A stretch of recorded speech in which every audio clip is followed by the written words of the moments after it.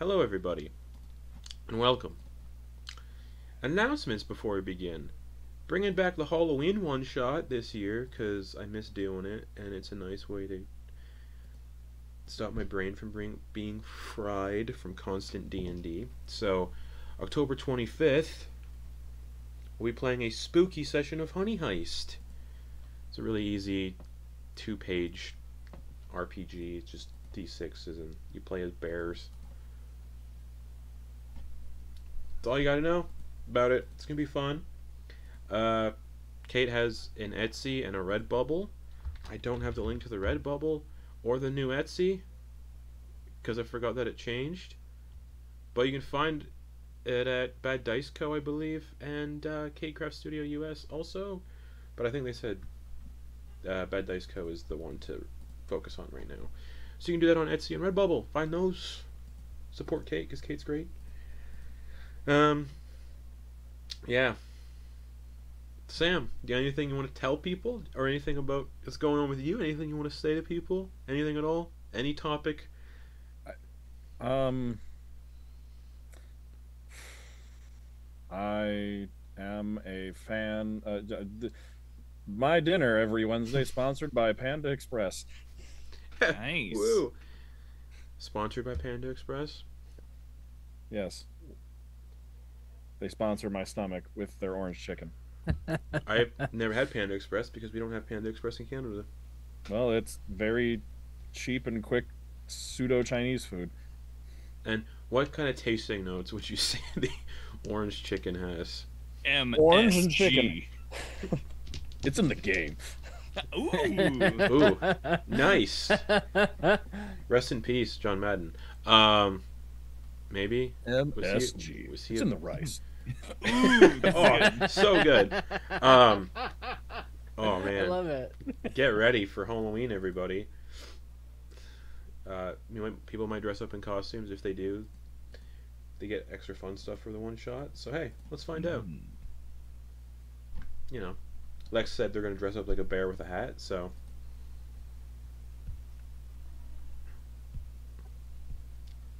if this video gets, we rarely get them, but if this video gets a lot of views, Lex will dress up as a bear with a hat. Yeah. Subscribe, view, like, follow. I don't know what happens on Twitch. If but somebody do all those donates things. $5 to the Twitch channel right now, Lex has to dress up like a bear.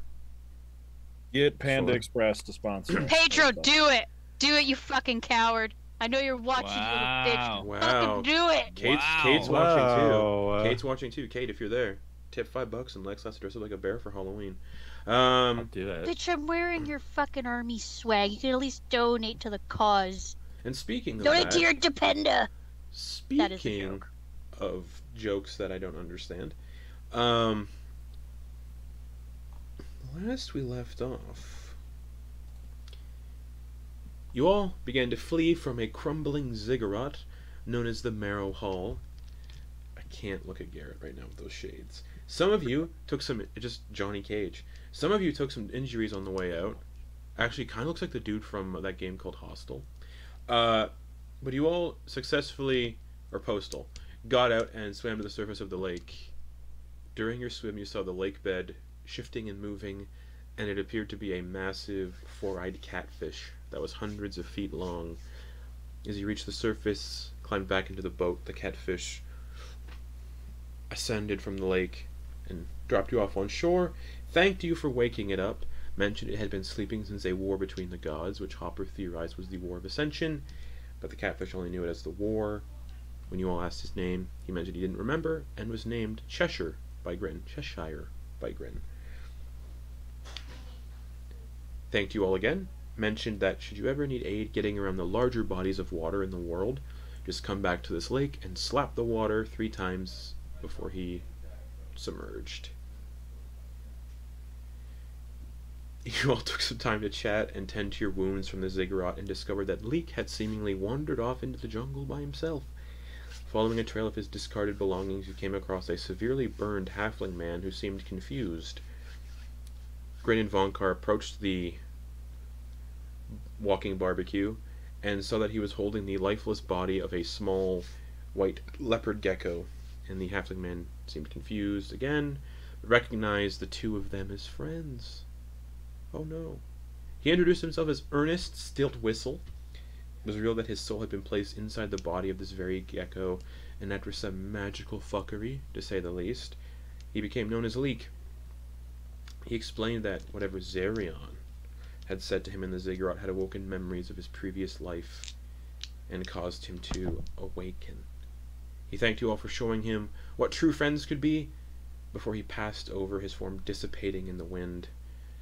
But before he passed, he asked that his belongings be brought back to Antyr, but that the party could keep Leek's teddy bear Cabbage as a little memento.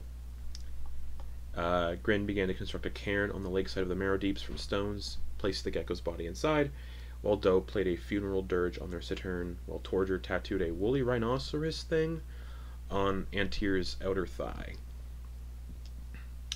After the semi-funeral, you all returned to Tanbrook to see your wagon had been painted by the settlement's children, and met with Fontaine, the Gripply, frog person, healer, naturalist, herbalist, handing him the fronds you acquired. You mentioned you were headed to the Drowned Maiden Reef, and he pointed you in the right direction, west from the City of Embers, until you arrived in Port Crake. Antyr seemed to want to have a conversation with Fontaine, but kind of fizzled out and didn't really go anywhere. As if somebody bailed from the conversation. After learning that Fontaine raised Cheshire, and theorizing that Fontaine might also be incredibly old, you all retrieved Cornelius, and were on your way, spending the night in the nearby lagoon. Doe began setting up camp in the lagoon, while Antyr got to work harvesting flowers, which seemed to scream and mimic and bleed, while Grin followed croaking noises to a tree where they were attacked by a strange lemur, but discarded after not being up to its tastes. You all eventually settled down in the back of the wagon, were woken up to the sounds of someone talking and rummaging around in the wagon, and it turns out it was Leek's teddy bear standing upright and rummaging around, seeming confused that strangers were in his home and demanded answers, and eventually saw that he was in a jungle and that he was living in the body of a nightmare teddy, and he introduced himself as Lionel Montsoza and was looking for his son Vernon. After discussions and a show of his abilities by summoning a storm of exploding sheep from the sky, the party set off with Lionel towards the City of Embers.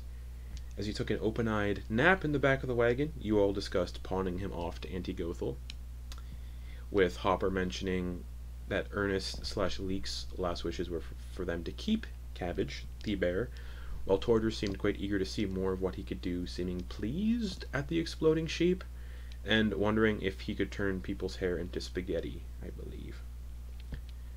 Eventually, 2 days later, you arrived back in the City of Embers, and had each split up to tackle your own various threads.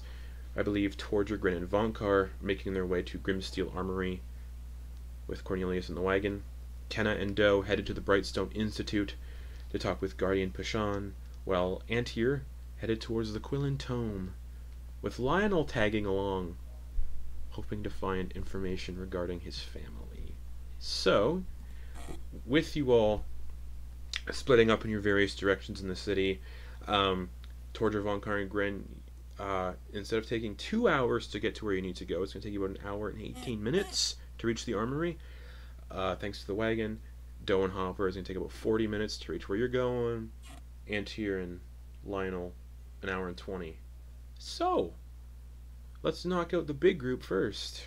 So Torger, Grin, and Vonkar with the wagon, and Cornelius slowly moving through the city streets towards the Grimsteel Armory.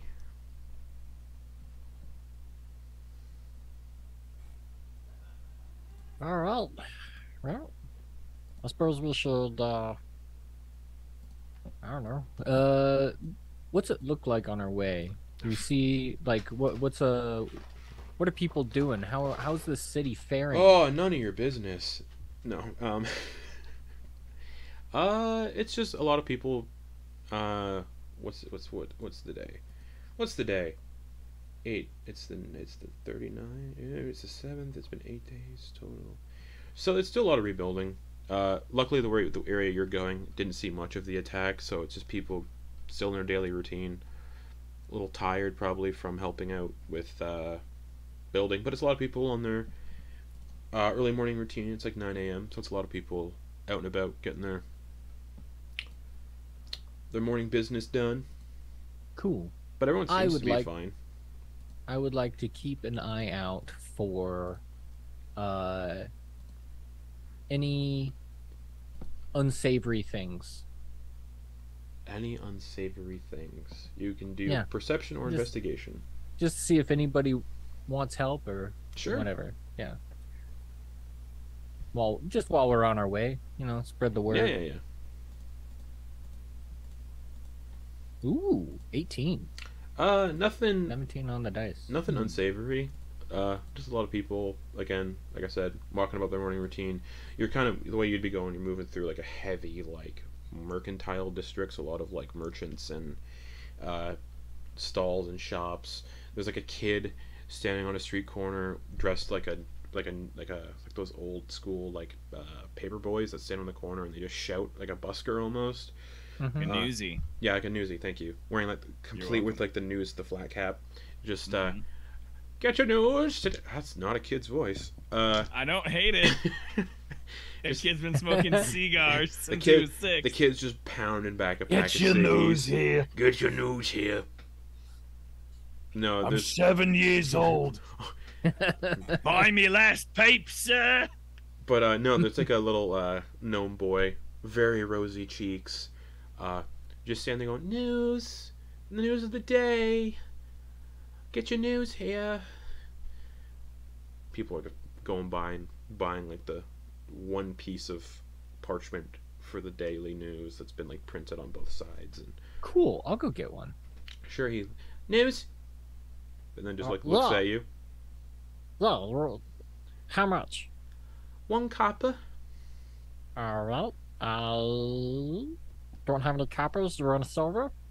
Okay, Where's the silver for you? here's 9 copper back. No, keep the silver. All right, much obliged, Keep it. sir. Here's your Yeah, no paper. problem. Thank you. So Alright. it's just, it goes over like, it's like a daily paper, so it goes over the events of the previous day. So yesterday it just says, oh, honoring fucking George Archibald the 8th's 92nd birthday. Oh, nice. Getting it, Archie. Unfortunately, he Nice. was hit by lightning during the proceedings, but survived. Oh. So I'm This is like, This ugh. is like I'm on this roller coaster now. There's like, so there's that. That's like the main page. Just this guy got hit by lightning. This old man got hit by lightning, and he's totally fine. And then there's like there's like the obituaries from yesterday. Who all passed away in the city yesterday.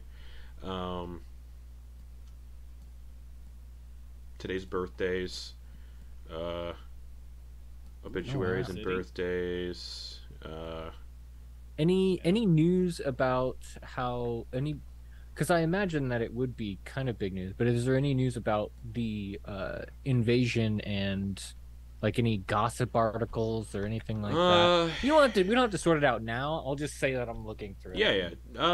Nothing that stands out. No, it's just mostly just events of like the day before. Just a lot of like the front page is the guy getting hit by lightning.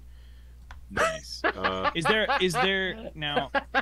I had a section of the newspaper in my college town that we always, I suppose, Schadenfreude is probably the best word to describe it. There is a section of like, oh hey, this criminal activity happened, and you'd always go,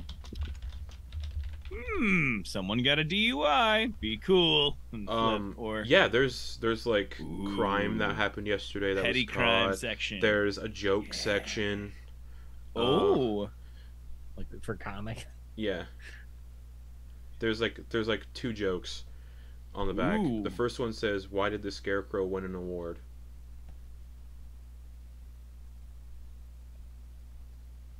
And then it If says, only this paper would answer before And I then- said why. and then it says that there's the answer key hidden on the paper somewhere. But it says, "Why did the Scarecrow win an award?" For Vonkar, Grin, and Torger. Oh, That's cool. it down. Oh, I know this one. He was outstanding in his field. And if you look at the answer key, that's what it says. Wait, so all you guys to do to get an award is just stand somewhere? I don't get it. No, he was outstanding. Well, it's just play on words. He was outstanding in a field. He was also outstanding in his field. Like a field of study. Field is also named for like schooling, like an area of learning. Yeah, I gets it. Ha ha ha. The second joke is, what do you call a fish with no eyes? If you look on the answer key, FSH. That's how you pronounce that word? Huh. And then for like the petty crime, it just says, man caught trying to be a horse to get close to people, and it's a weird guy about a guy who... Oh, I thought it was like a druid. No, just a guy who would dress up like animals, and Just like... it's like the guy in Tokyo who paid like a bunch of money to look like a dog. This is a guy who's been like making animal costumes and like trying to blend in people's farms, and he kind of just creep people out. So that's that little petty crime. As a guy got caught trying to creep people out by dressing up as animals. It says he got caught trying to be a tabby cat, and then he's 6'2", and it didn't really work out. But nothing like, there's like no major crime in here. Just this weird guy dressing up like an animal. His name was Chad. Hmm. That's really all the paper is. There's just a bunch of weird stuff on there. And then there's like one that's like, is the Earth flat? No, it's not. But yeah, that's basically it. Just this weird. Okay.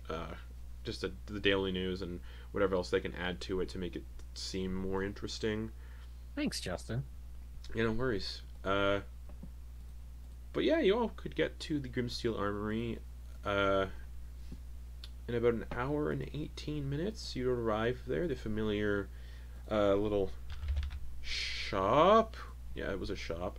You hear what sounds like someone hammering an anvil inside, already working on something.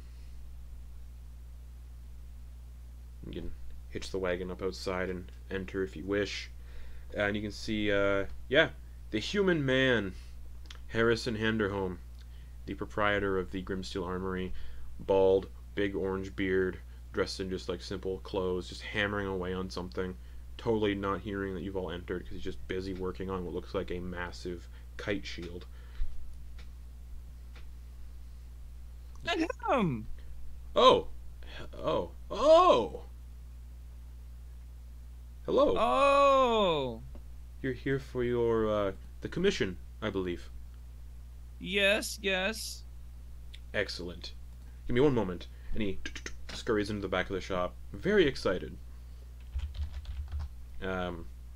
Returns. I also am very excited, You can hear, but I'm like, being totally casual. you can hear things like falling over in the back and getting knocked over.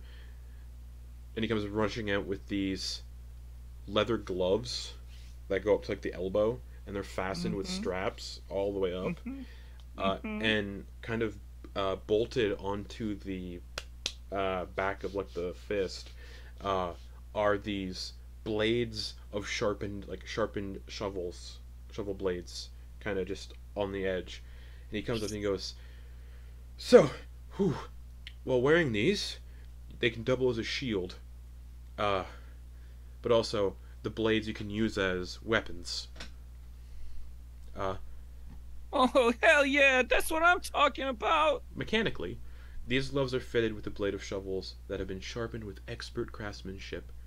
While wearing the gloves, the shovel blades double as a shield, and due to this, the gloves grant a +2 bonus to your AC. However, you're unable to wield a shield while wearing these gloves, because you can only technically equip one shield at a time.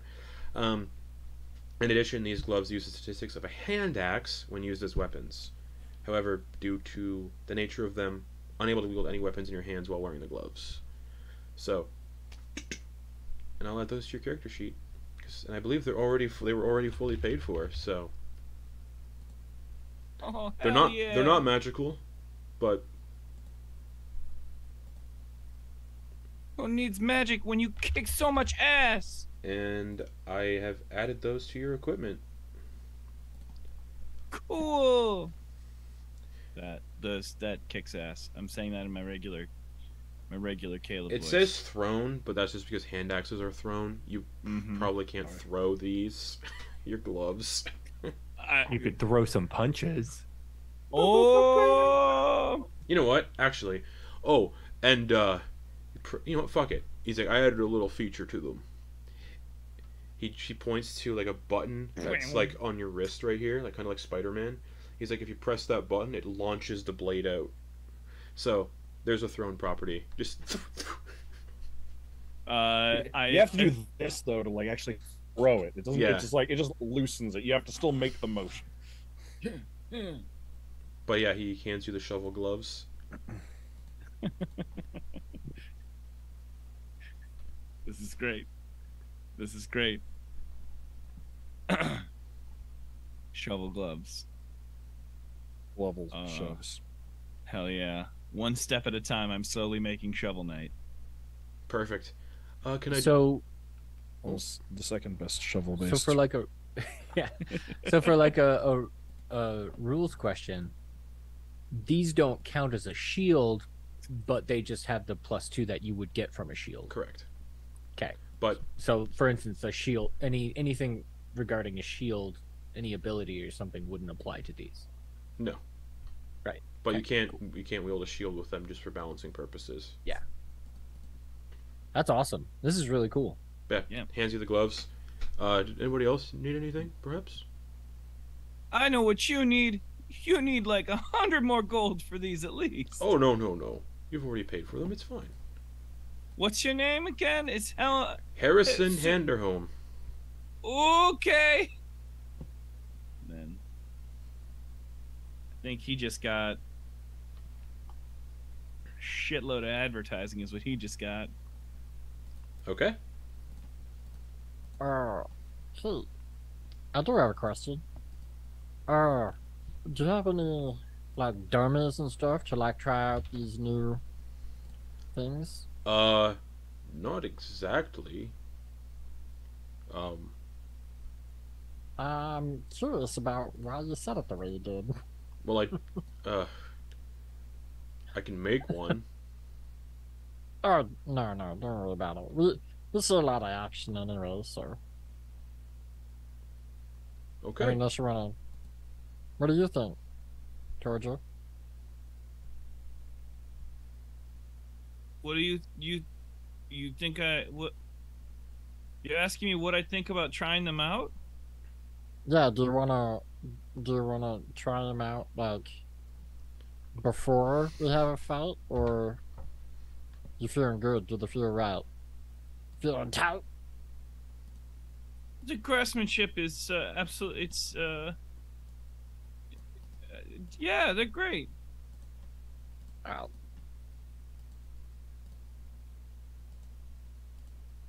So can I do anything for your two friends here then, or? Let me see. Yeah, I mean, I don't really use weapons, and I've got my armor and everything. So, I don't know. And obviously, I don't work with magic, so I can't enchant anything. All right, yeah. Do you have any like chain nets? No. I have chain Okay. mail. Right. Yeah.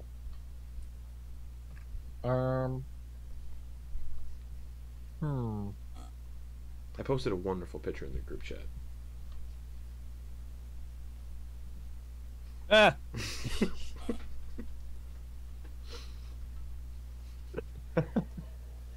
Okay.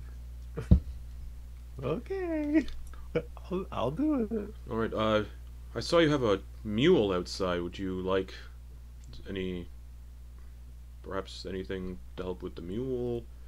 Do you want? Hey, Cornelius, do you want armor? Oh, I never thought about it. Yeah, okay. All right, can we get a set of mule armor? Mule armor. You know, I do have horse armor. Yeah, it's probably the same thing, right? We can just fit it differently. Just adjust Yeah. the straps. It's probably gonna be the same cost as plate armor. Half plate, same price as half plate, we'll say. All right.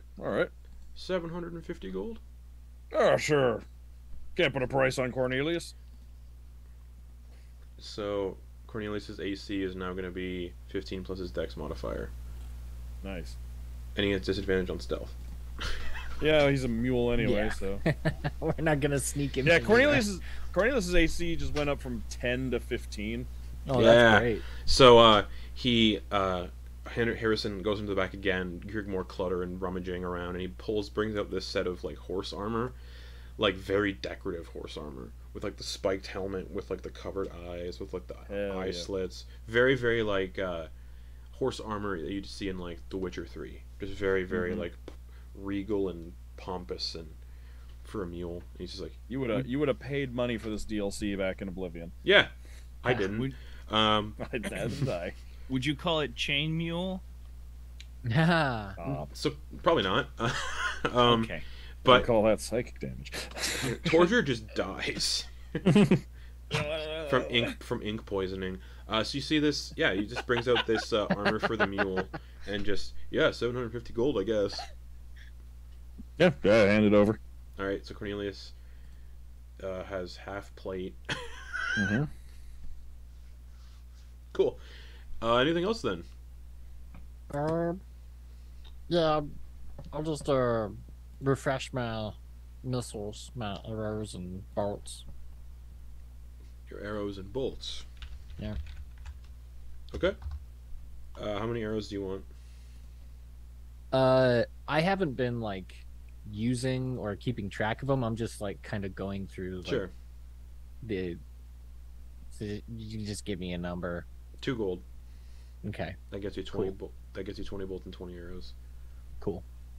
I feel like we need to now find some sort of magic item that lets a person use Mage Hand, so we can put it on Cornelius, and then he can like armor himself up. What? Who knows? You were told that if he dies, he turns into something else. Yeah, it's true. Do I have to buy a whole new set of armor for him every time he dies if that happens? Can you refit this horse armor to a giraffe? Yeah. I believe you had a tinkerer in your group, correct? No, it does refit it. Oh yeah. No. Yes. Yeah, Yes. Hopper's an artificer. Yeah. Hopper could just do that during downtime, Oh, okay. like during a long rest or whatever. Could just like reshape the armor, Oh man.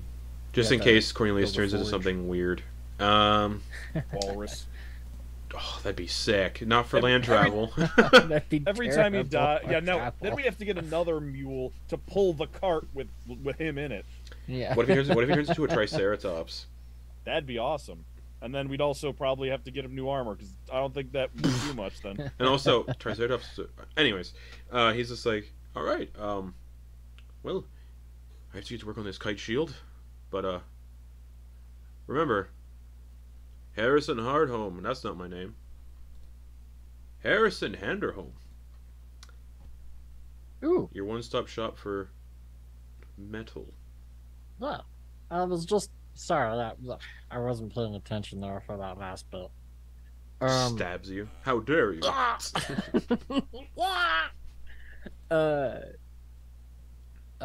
Do I see any leather armors He's more of a like light? he only does. Actually, hold on. I just figured I'd give it a Armor. peruse real quick when it Let's comes to armor. find out. I mean, I got an old piece of studded leather. Yeah, that'll work. Okay. It was my first ever project. I made it for myself when I was 4 years old. Oh, yeah. So I mean, it still might be too big for me, but Well, how about this? I'll resize it for you. really? Yeah, why not? He walks over to you. Takes out like a measuring tape and starts like measuring your dimensions. He's like, "Oh, you're very small, 8 inches tall, Wingspan. We can cut holes. Wonderful. Takes out the studded leather that he has, and he just starts like beating the shit out of it, like cutting away at it. And about half an hour later, Oh, cool. you have a set of very tiny studded leather. Adorable studded leather. Yeah. Oh my god. Light, because you can't fly with medium or heavy, so Right. studded leather. Oh, Ah, the price, that's so cute. 45 gold. Done. Alright, anything else? I get to pick up. Wonderful. Enjoy your armor for your mule outside. Enjoy your shovel gloves. Enjoy your armor. Oh, do you wanna? I'm not gonna sell you this full price or anything, but do you want my leather? The leather from my other armor? No, that's alright. All right. Well, I'm not gonna use it. I'm just gonna leave it here. Okay. All right. Mostly because like carrying capacity Yeah. still weighs a leather armor still weighs a bunch. So you leave your leather armor, he just like takes your old leather armor and starts turning it into like a cozy for his ale. That makes sense. Alright, and obviously this is not going to be 13 pounds. You can adjust the weight on it. It's definitely not going to be 13 pounds. The Oh, armor. okay. It's probably going to be like Alright. 1. Yeah.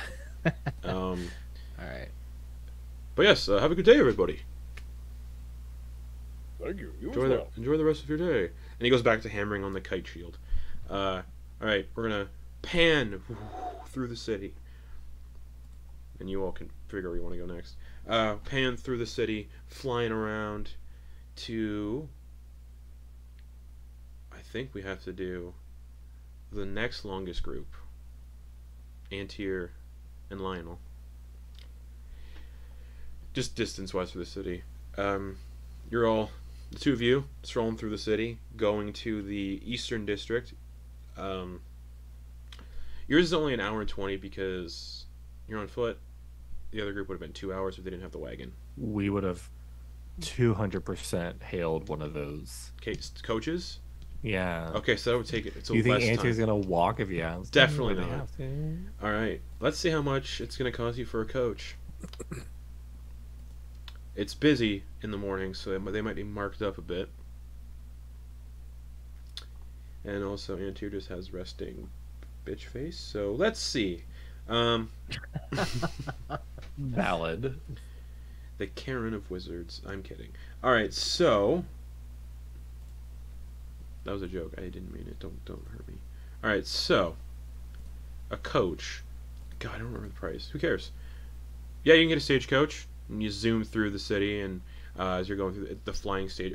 You're taking one of the flying ones, or one of the ones that go on the ground? Flying. Oh, Because yeah. bougie. Yeah, bougie. You gotta be bougie. I bought a French press, and it's great. So bougie. Okay. Like anybody cares that I bought a French press. Love a good French press. So 1 copper piece per mile, or no, 1 copper piece. Antyr's 200% gonna give a gold. Here you go. I only have a gold myself, so you may have a gold as well, kind sir. And you sit in the stagecoach, and Lionel joins and sits right beside you. How long is this gonna take? Oh, it should only be a few minutes. Oh. And Lionel just Alright. sits beside you. Oh, this reminds me of home. Taking wagons all over the place. Yes. Do the ones in your home fly? No, they were pulled by majestic horses. We only have a mule, Cornelius. Hmm.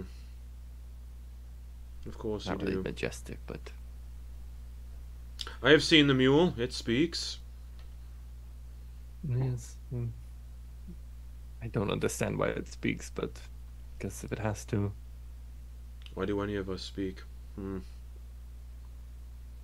Oh, I have no idea. What are words, Antyr? Do you know? Where do they come from? Where do they go? Where do they come from? The wagon, the stagecoach flies through the city, and he's kind of like open. He doesn't open up the curtains. He sits back like a very as posh as he can be for looking like, as Torger called him, a nightmare teddy. Yeah. Just leans back. Oh, yes. Never blinks because he doesn't have eyelids.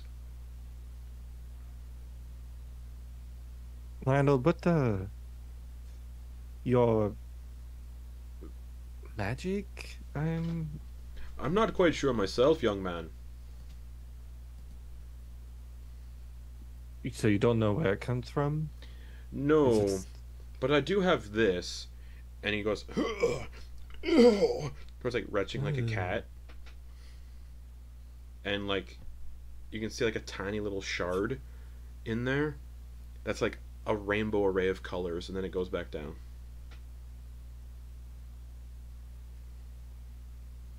What?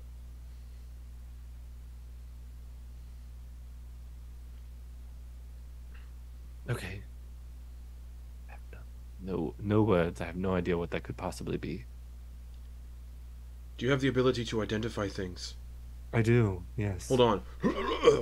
Well, it's gonna... Well... Okay. Pearl is up.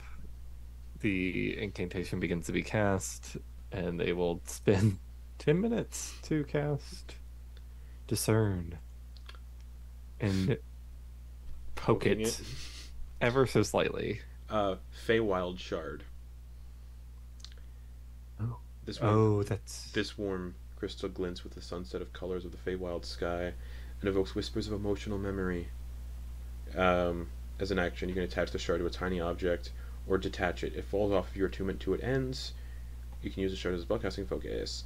When you use a meta magic option on a spell while you're holding or wearing the shard, you can roll in the Wild Magic Surge table. If the result is a spell, it is too wild to be affected by your meta magic, and if it normally requires concentration, it doesn't require concentration in this case. The spell lasts for the full duration. If you don't have the Wild Magic Sorceress origin, once this property is used to roll in the Wild Magic Surge table, it can't be used again until the next dawn. So basically, meta magic causes Wild Magic Surges. Okay. Interesting. So it seems that you are infused with maybe your magic that you have now is connected to this shard. And I think what's her name? Antyr. I think she have embedded that to you or something. Curious. Yeah, quite. Seems we're both mysterious types. Who? Me and you? I'm an open book. Yes. Are you?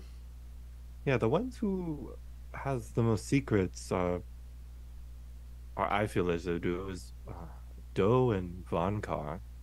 Yes, the old one, and the strange one, second strange one.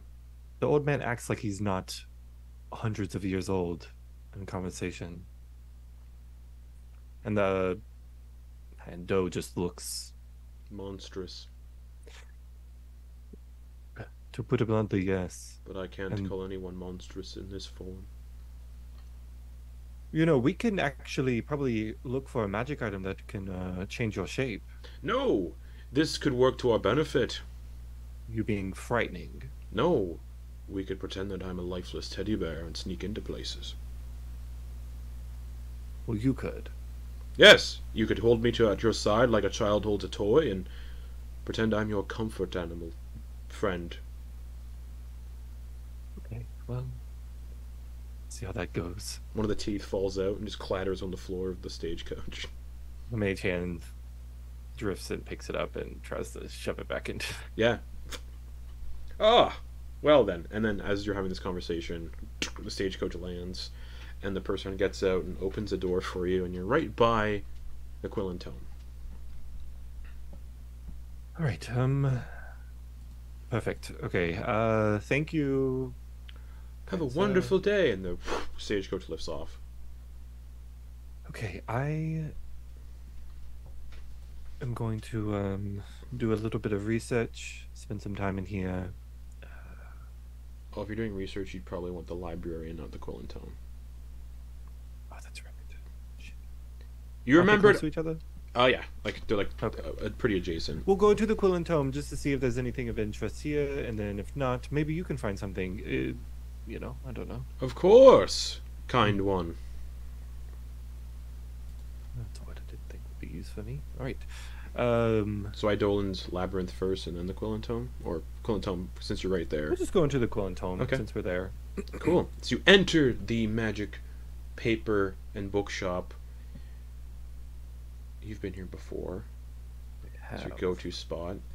And you see, working today is the bipedal walrus, known as an Odoben, Sten Harlow. Mm-hmm. He's like, oh yes, hello. Hello, Familiar Mr. face. Harlow. Oh my goodness. And sees the teddy bear walking beside you. I do not judge anyone for the shape of the homunculus or familiar they choose to make. What can I do for you today? Another supply run? Yes, I'm gonna restock on some components.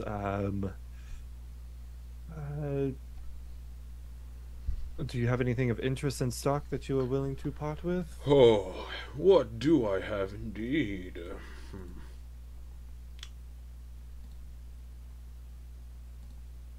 Nope.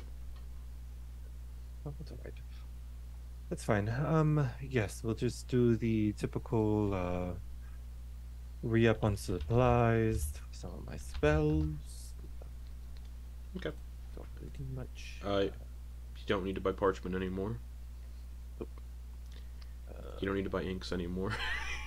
No, it's gonna be more for the He also, Find Familiar he al- spell. Okay, he also sells components as well. Yeah, so Yeah, he's yeah. gonna do 5 castings of it, so 50 gold's worth of Okay. stuff. Am I Sure. familiar? He just brings out like a big, like, satchel. Perfect. Took that away. Alright, Mr. Harlow, appreciate your business. This is really all I needed. Thank you. Wonderful. You and your familiar have a good day. You as well. Yes, of course. Thank you, sir. And then just you two And leave then now we'll go to the library. to the library. All right, it's basically 2 doors away. Cool. Yeah, you get to the library. It's the big old library with a staff in it. You get inside and you can see the gnome from the other day who was distraught over his recent divorce is still distraught. And he recognizes you and hurries over. Oh, wonderful. Oh, familiar face is what I need right now. How may I assist you? Sure. You can see his eyes are like red and having swollen from like recently bawling, like just crying. What can I do for you? Lionel, did you have some research that you want to look into? Of for your family? course. Antyr here is going to help me look into my family history. Sure enough, can do. Oh, All right. Of course.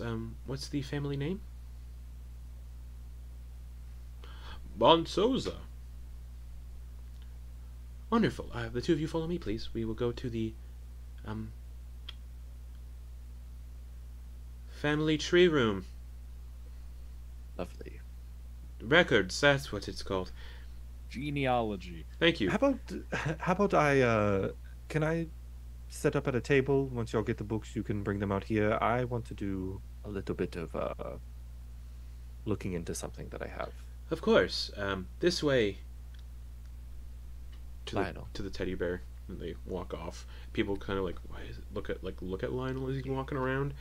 And yeah, you can find a place to set yourself up at. Sure. Antyr's not going to set themselves up.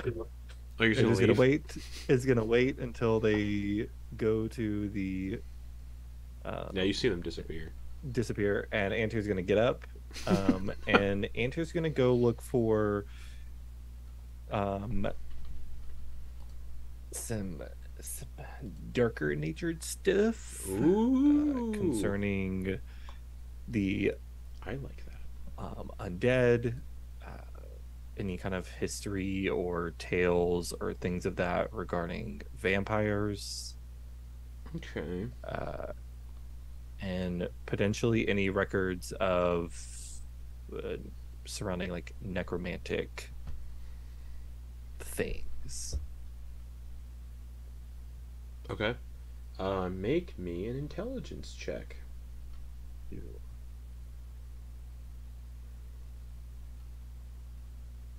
Advantage because you're in a well-stocked library. Perfect.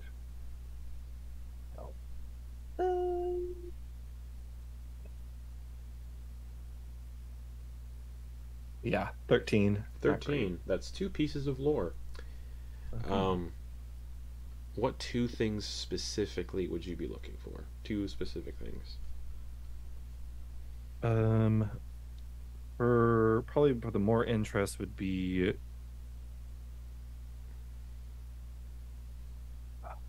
any kind of tales or myths or particular legends of vampires. Vampires. Okay. On the continent of Esselvire, there's a forest called the Goliocran that is infested with vampires, and they are led by a very old and ancient vampire whose name has been lost to time.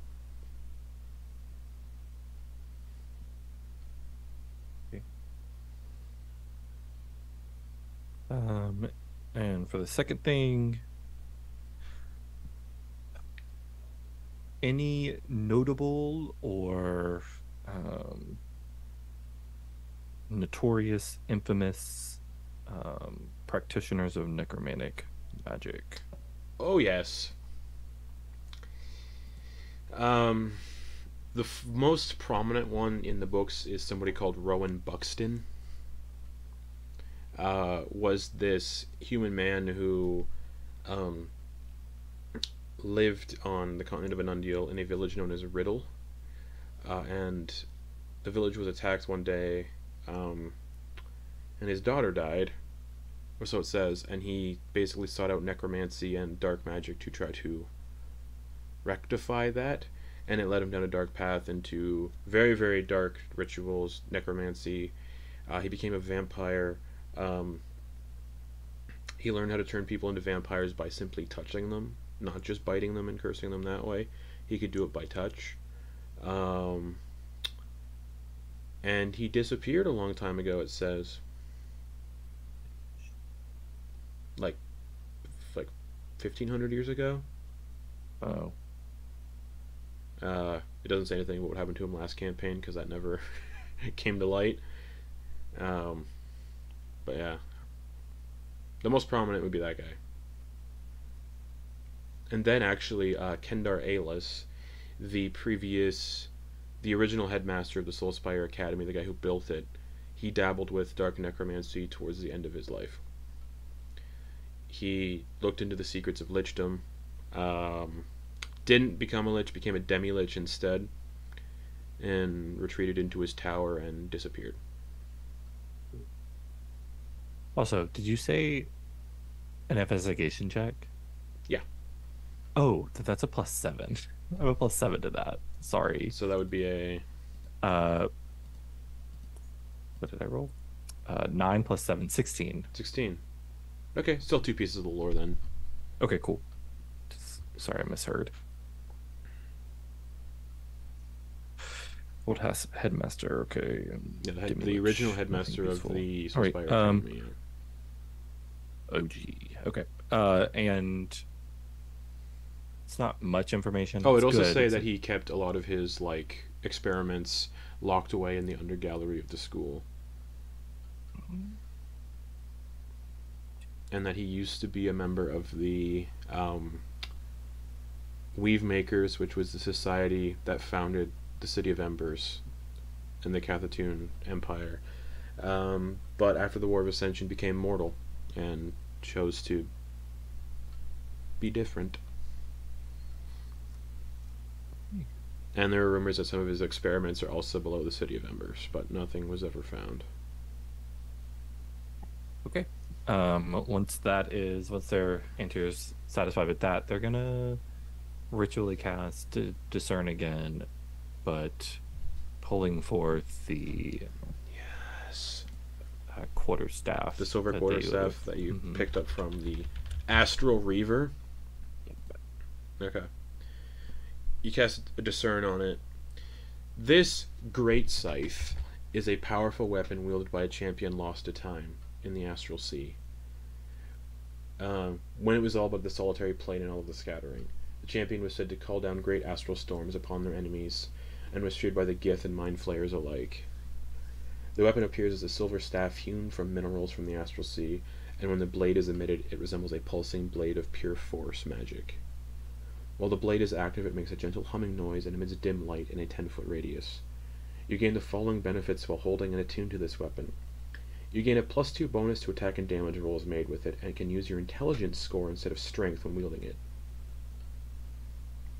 You gain resistance to force damage. You gain proficiency with great axes if you do not already have it, because it's a scythe but reflavored as a reflavored great axe. The blade can be concealed as a bonus action, so the weapon only appears as a silver staff, which can be used as a spellcasting focus but not as a weapon. The blade can also be produced as a bonus action. While the blade is produced, it functions as a great axe, which deals an additional 2d6 force damage on a hit. It also has an ability called Singularity Beam.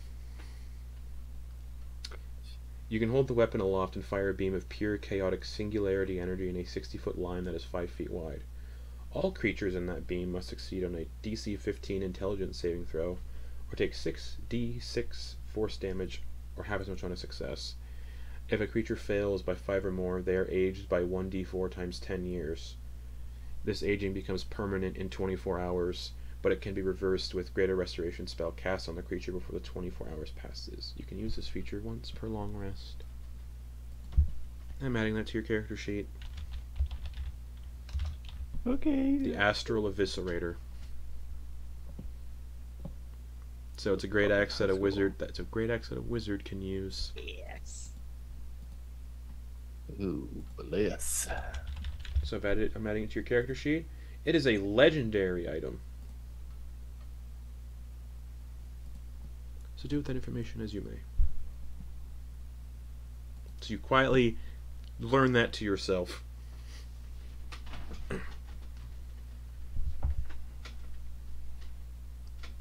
Okay. All right. And yeah, we'll just be waiting for. We'll eventually make their way to find wherever they settled. Okay. Yeah. During your time, you're doing your rituals and your information gathering. Lionel just starts walking back towards you by himself. You found what you needed. Of course, good friend. We may leave if you're ready. I certainly am.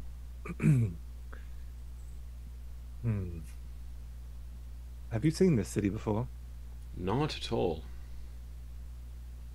That's too bad.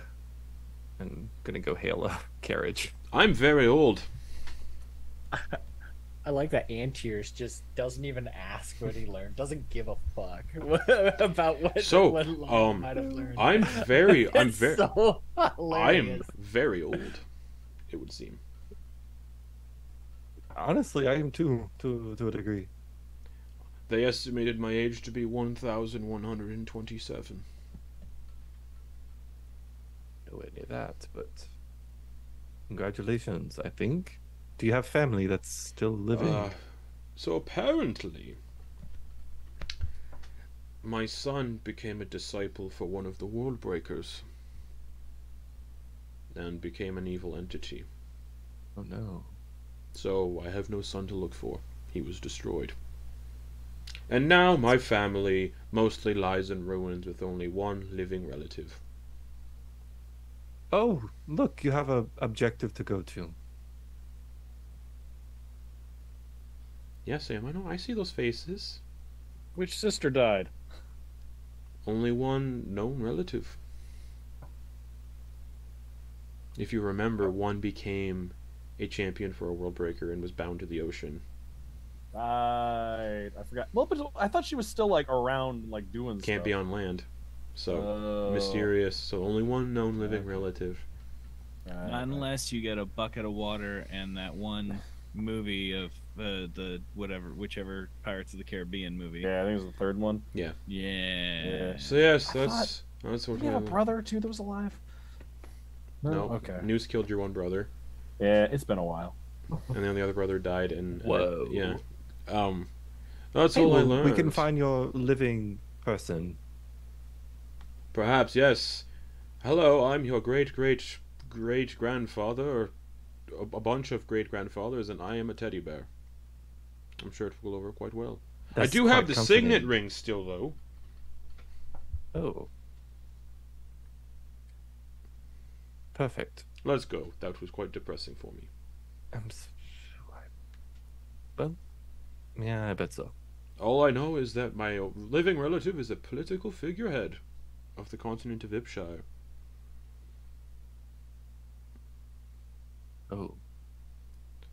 Cool. So we could get lots of money.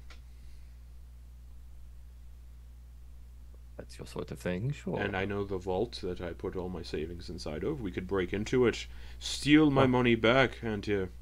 Couldn't you just present your signet ring and... Yes, of course. They're going to believe that the teddy bear is the patriarch of the family line. Of course. Did you not have like a secret word that you only knew? Oh, yes, it was... There was a radish in the garden shed. There was a radish in the cottage. Wait, before we leave, did you have family portraits of yourself? Of Were there any of course. those? Could we go see those really quick? I want to see what you look like before. No, this is not necessary, Antyr. We must leave. We have business to attend to. Right. We'll head back to, we didn't establish a meeting place. 1 second. Beep, boop, boop, boop, boop. Vonkar. Oh, the sending stone. Vonkar. Are you there? My backpack is talking. Hello. It's Antyr. Wait, let me say all my words and then you respond. We are headed back to the Crystal Palace place, wherever we have a place to stay. See y'all there. See you there. Wonderful. See, so mysterious. It is You mysterious. get nothing from him. Look what I can do. I've been practicing. And he like looks at you, unblinking, because he can't blink. And in your head you hear, "Hello, Antyr, 'tis me. Wow. I am casting message." What? Wow. That you are getting quite a repertoire of magic that you can use. Beautiful. Yes, of course. Onwards. To the carriage. Okay, and then finally, Doe and Hopper. You and Hopper are headed towards the Brightstone Institute to meet with Kenneth Bashan, because that is where you met them a few days ago, and they're like, "Hey, go do this." And you're like, "Nah, we're gonna do this instead." That's basically how it boiled down to. As the two of you reach the grounds of the Brightstone Institute, a familiar Duergar approaches. Thramarn, with his triangular glasses, his shaved beard. And he approaches after having he's tending some flowers. "Ah, familiar faces. You must be looking for Guardian Pushon?" Yep. "Unfortunately, they've yet to return from the Soulspire Academy. I can take a message for when they return. Is there anything else I could help you with?" I was just gonna look towards Hopper on that. "Yes, of course. I can't do a French accent, so sacre bleu! Québécois, close enough. Oh, tabarnak. It's gonna be German. I give you these words, and these words will tell you what I want to say when my player is back, and then I will know what they want to say. And also, Kate, if you're watching, you can just tell me what they say to this man, and we'll go from there." "Wonderful! I will relay that message to Guardian Bashan. But is there anything else I could help you both with at all? I'm just more curious. What kind of flowers are those? Petunias. Those just like slowly taking out their book. Just Can you put them in cheesecake? No. Do you know any flowers that you could put into cheesecake? Oh, of course. Lavender. There are loads of edible flowers, mostly for decorations. Cherry. You can eat cherry blossoms. That's the extent of my knowledge on edible flowers.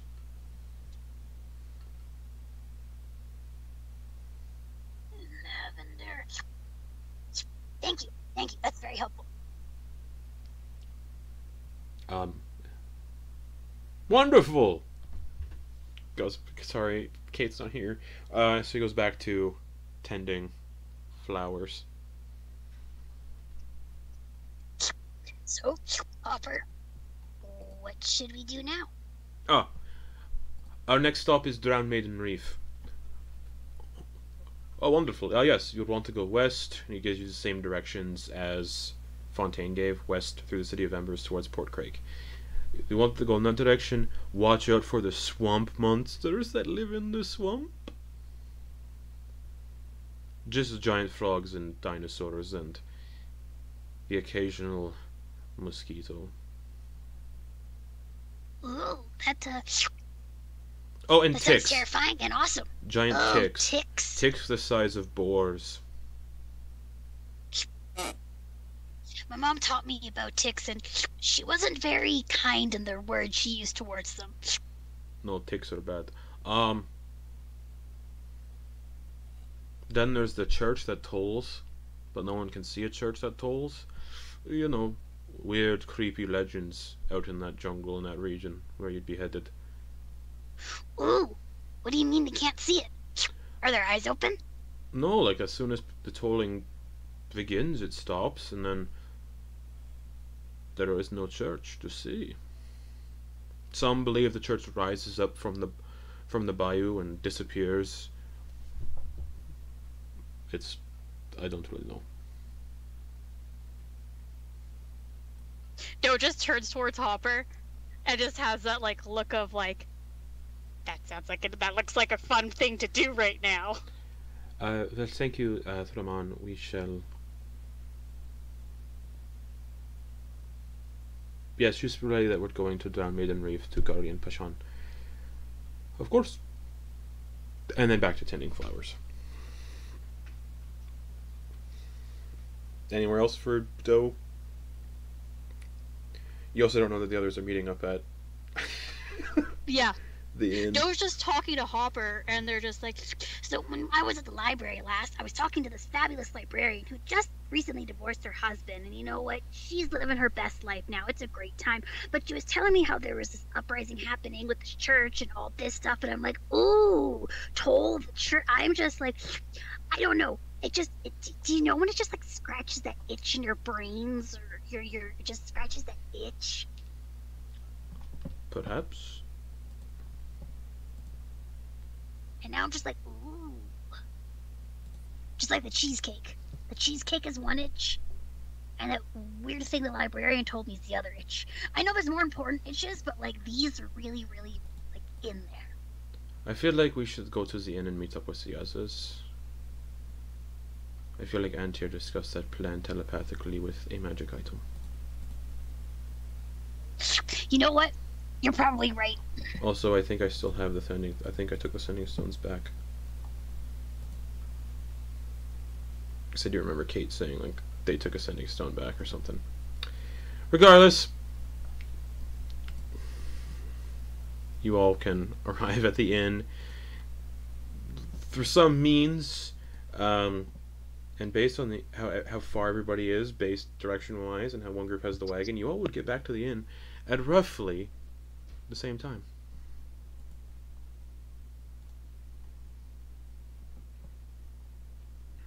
Hey, everybody. So say noon. Have a good morning. Yeah, that was a good morning. Well, you were with me. Yeah. Yes, of course. It's pretty cool. Can you guys dig it? Oh, look at those. I don't understand. Ching ching. Oh, that's so cool, Torger! And Doe immediately is going up towards you and he's just like looking them over and just like, oh, that's so cool! And just proceeds to put on a clinic, just making sparks fly every time they cross each other. Just. I told Guardian Pashan to relay a message to Guardian Pashan because they weren't there. That we'd be headed to Drown Maiden Reef, and their message taker, the Duergar Thramarn, gave us the same directions that Fontaine did. Okay.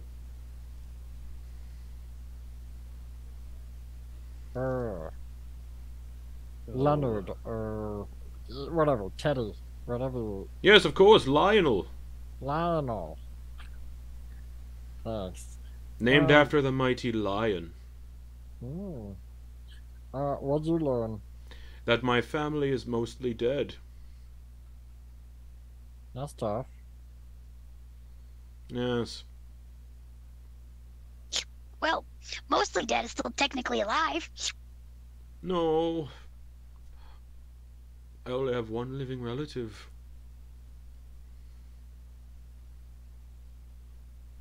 Do you know who it is? Just that the political figurehead of the continent of Ipshire, still living on Dawnbreak Cove in the family estate. Oh, that's pretty cool. Yes. Who knows? Maybe they'll have kids, and then it'll just keep going. Perhaps. I do think we should go there and steal all my money back. But that is a personal errand. Alright, well, good luck. Doe, how you doing?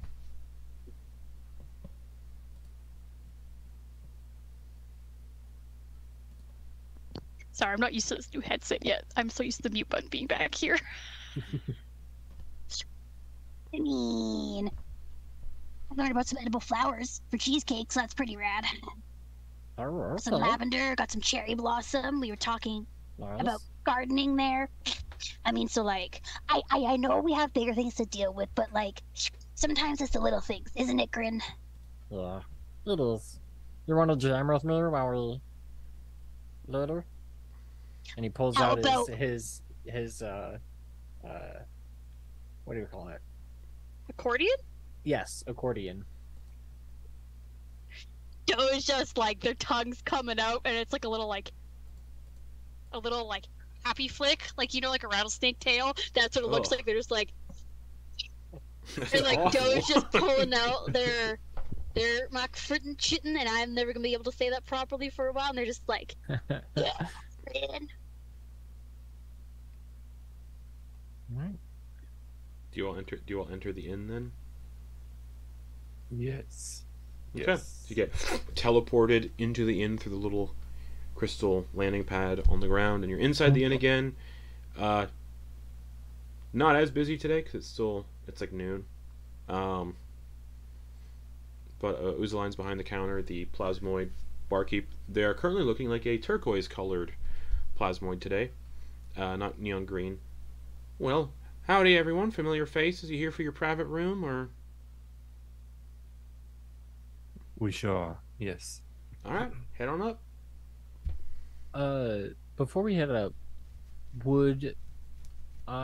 because I had been here for a while before all of this stuff, like 2 weeks at this location. Yeah.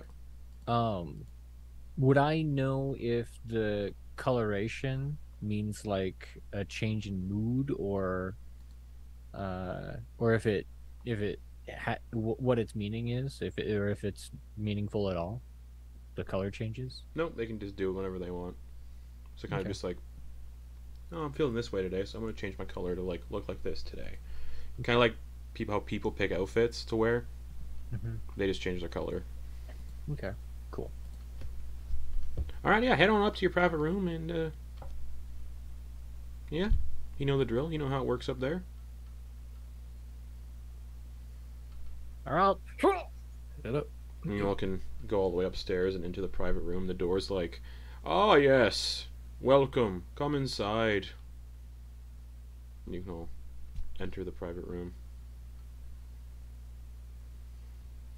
So, All right. Sir. We got half a day left. Do we want to head out today or head out tomorrow? Well, how long is the trip? Looking I at the don't map, it's have going to the be like, if you look to at the count map, it's going to be hexes. like 10 days or so. That's with Cornelius. it's quite a trip, and we can't use the flying machine because that will draw attention, apparently. Right. Well, they don't have anything else they need to do in the city. Oh no, I do not. Not, At all. not myself. Hopper will also be like, no. Might It as would be well nice get to a be move able on then. to. It would be nice to be able to just relax here, wouldn't it? That's true. Just for. At some point, I would like to.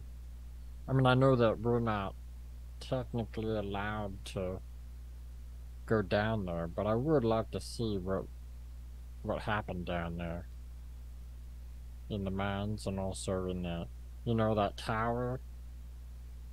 Wanted to check that out too. The one that we saw we got caught trying to get into during the scavenger hunt. Right. Maybe if we do a little bit more. You guys did break into there when the city was under attack, and that's where the guard captain slit his throat. Is that? Yeah. Oh yeah. Oh. Well, why were we going to the?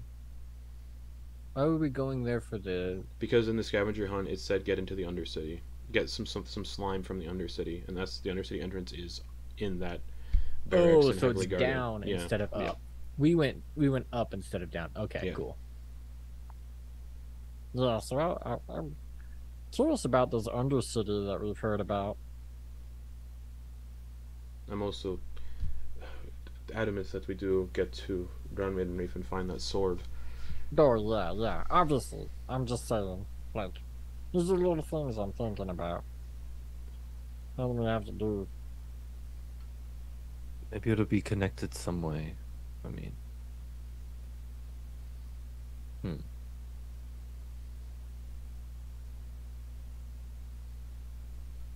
I'm not Okay. sure. All right, 10 days there, 10 days back. Do we need to get any food? You guys need any food? That would be a good idea. Wouldn't Eating it? is important, yeah. All right. Let's see. How many do I have? Oh, I've got 1 day's worth. Oh, no, I've got 10 days worth of rations on me. Oh, We do not. I right. should probably get 10 more days. It's 10 days there, gonna be 10 days back. I'm also going to use my new weapons, cling cling, to go hunting Oh. Oh. because it does this. Thunk into the wall.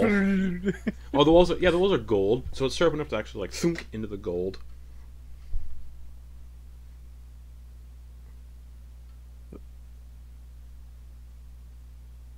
Now you just hear a voice of the room because the room is kind of sentient. Oh, Enter will. Okay, pull it free. Oh, I don't have that spell. Hopper, you have that spell. what's spell? To fix things. Oh, I think. mending, and Perfect. and the gold wall just. All right. So, before we do anything, we should probably get this sorted. And he pulls out Leek's cloak of protection. All I know is that he wanted us to bring the belongings to Antyr and that we could keep gestures to Lionel. I've got the I have those things separated in my the keep stuff or like in the basically like belongings. Leek was like, I take all of my belongings to Antyr. You can keep cabbage. So Well, we could use it for the time being until we get time to go back to. Yeah. Unfortunately, that color combination and the presentation of onions and such clashes with. Yeah. Yeah, so I'll be okay. How's it doing? When it comes to getting hit. Well, I am, although I'm tall, I'm not very strong, but Leek wanted us to bring all the stuff to Antyr, so I just don't feel good wearing it. Oh, I just feel bad. I don't know.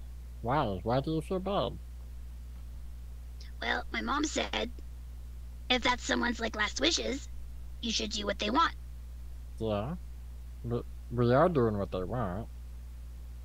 I don't know. I just, in my heart, which I'm assuming I may have one, or maybe more, who knows? Maybe there's 3. Huh. You see Doe gets like sidetracked for a second. Anyhow, I just don't feel good about wearing it and using it. You want it to Antyr, and I think it should be from point A to point B, and we shouldn't add in a point C. Alright. Sorry, I thought it was said that those main items were like... Leek said belongings to Antyr, you can keep cabbage. Okay. Grin, why don't you just use I know it? what Leek said, but I thought we had a conversation with you about like, oh, like these other things are fine. Anyway, that is all my confusion. We're cool. Alright, tabled. Well, Leek, Grin, you can use it. We're gonna bring it to Antyr. There's no point A, point B, point C. It'll be point A to point B, but there's going to be a longer path to take to get to B because we're not headed directly there. So out of the items, it wouldn't make sense that the more personal ones would be the ones that he won't brought back. So the cloak, because it's like a child's blanket. Mm-hmm. The bottle of boundless coffee, which is shaped like an onion tankard. Mm-hmm. And then the Face up lantern. Yeah, that as well. But that was a gift to Leek from Antyr. And that's probably the only things that like she would probably want back. Yeah. Everything else is fair game. All right. So, yeah. Grin's gonna formally just lay the cloak out, put the bottle of boundless coffee, the faced up lantern, and the rest of Leek's belongings in the cloak like a blanket, and then like essentially wrap it up like, like Hey, that, checkers. and then with a stick and everything, so that it's a little easier to carry around and stuff. Okay. Also, Leek had 652 gold. Everybody gets 130, and then there'd be 4 silver left. Did we already do that, or? That depends. Oh yeah, the thought process was us to buy healing potions with that money. Because Leek would want to keep us alive, and that was a way for us to do that. Did we keep that separate, or did someone? I'll just keep it in Leek's character sheet to keep track of it. Okay. Could we? Okay, let's. I think someone or the group can make a quick run through the city to pick up quick things for the trip. Rations. Stop by the potion shop to see if there's any healing magics, taking Leek's money with. Some more water breathing potions. Leek has a water breathing potion on him. Yeah. Like the But all items of his that possessions, we can't use it. leaks. You got a sense it was the personal things that he didn't want being used and brought back. So his personal things: the bottle, the lantern, and the cloak.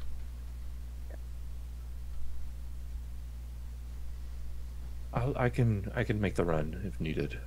I can go. No, I mean, we can all just go. I mean, not doing anything else here.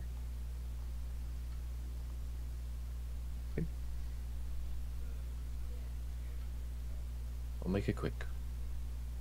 Alrighty, so Antyr, who's all going to the get quick supplies then?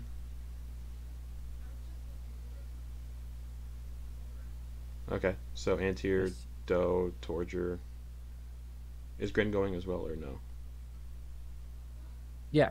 Okay, The bedroll that's always cold. That Yeah. too. you can. That could be taken. That's not really a personal thing. It's just a weird bedroll that's never warm. That sounds fucking awesome, IRL. My god. No, we established that it's cold, not cool. So it's like frigid. There's like, also up for grabs would be brewer's supplies, cook's utensils, the frying pan that he used, that kind of stuff. 10 days of rations. oh, okay, well, some rations, probably mostly grubs, dried grubs. It's mostly dried grubs. It's like the Lion King, fucking Timon and Pumbaa, just a log I mean, filled it's with. satisfying. Yeah, all I heard was a bunch of blah blah blah protein blah blah blah. Oh, you know what protein is, but you don't know what. Wait, Cooking what'd you say? You're trailing off there. I did. I'm thinking of the things that we already have. Cooking supplies. Okay. Is Vonkar going with on this quick supply run too? Okay. Oh, yeah. So everybody is then. Okay. Yeah, we'll just stock up plenty of rations for everybody, so at least 20 rations per Okay. person. Yep. And then I mean, I can pretty much eat you guys' crumbs before. it's true. Yeah, we know. We saw the cupcake eating contest. Yeah. we do have we have a means of you to Torger for you to cook the things that you catch. Are you good at cooking?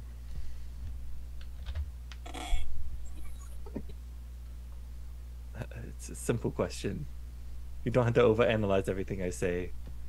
I know it's very complex sometimes, but it's a simple question. Okay, first off, that's incredibly the tone you have is so unkind. Oh, but it's just Part matter two. of fact.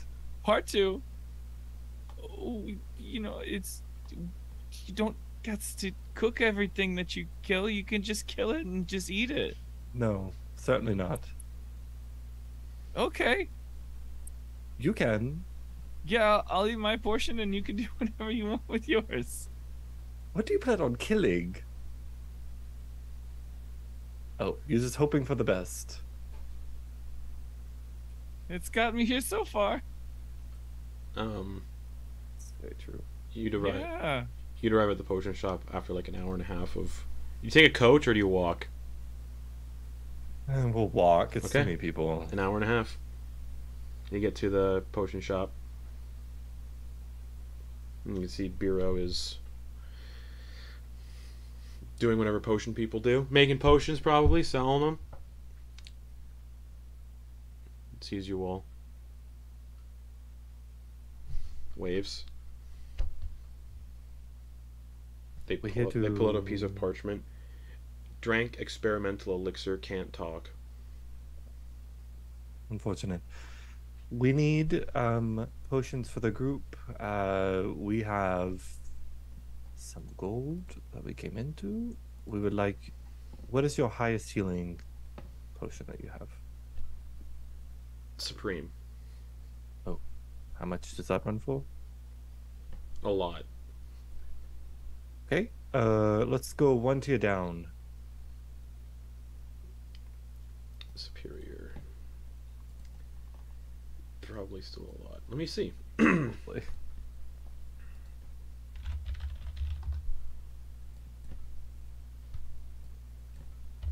because I do not have the rarity of that up right now.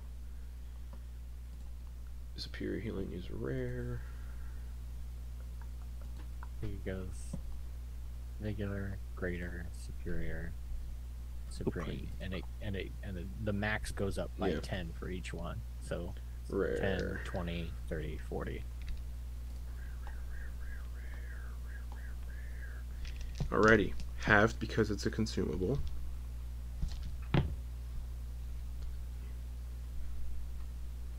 Alright, it's 8,000 gold per.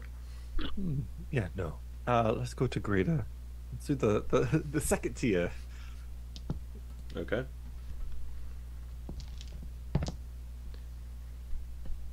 $250 per. Okay, we'll get 2 of those. Okay, hold on. So that's 500 gold. Uh-huh. Leek had 652 if you're using Leek's money. We are. How many for the basic healing potions?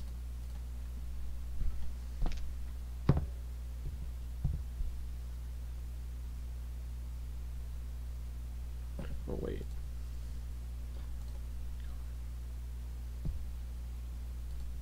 Uh, 25. Oh, we'll get 4 of those.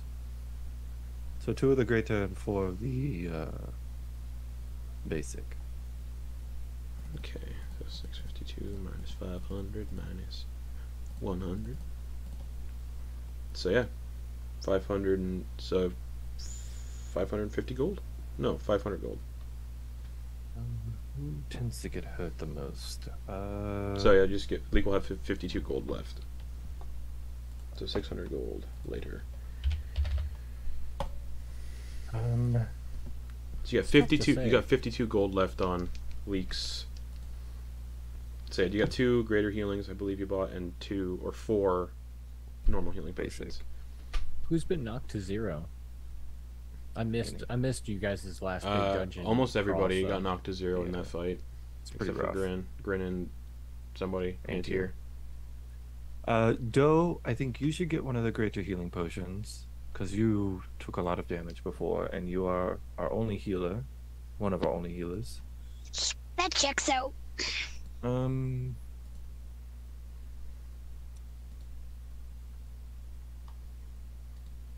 Yeah, I still have 2 potions of superior healing. Oh. Writes on a piece of parchment. I stopped doing the random box. It's losing me money. Makes sense. All right. Okay. Do you have those? So that'll hold you over. Vonkar, do you have any potions? I think I had one, but I either used it or gave it to somebody. Some potions were used in the fight with the Astral Reaver. I just don't know if people mark them off their character sheets. Oh yeah, because I think I didn't get to use. I had it. Yeah, you had it, but somebody got to somebody I first. think it To was- heal before I used it. Yeah. So. Okay, so Vonkar will give you one of the graders. But then, Grin, do you have any healing potions? Nah, I don't need them. You sure? Yeah, nobody goes after me anyway. I just get like big. Why don't you just take one for good measure, just in case. We have plenty Sure. to spare. Okay. Yeah, all You have a and potion then that's the size of Hopper- you. right. What do I do with this? Just strap it onto your back or something. Backpack. Like to your front like this, so you It fall fills backwards. his entire backpack. Yeah, it's actually a squishy bottle, so it's like a camelback. So there's a little strap, Just a like a little straw that straw. can come up, and just in case. No, like as it is currently, I'm stretching the believability of Leek carrying like the stuff that he has. So I can't carry anything. I am nearly over my capacity of is that Lionel? my carrying capacity is 60 pounds. Okay, well, I have 4 strength. Hopper, you can take the last. You can take 2 of the basics, and I'll take one of the basics. Okay. That should be split evenly.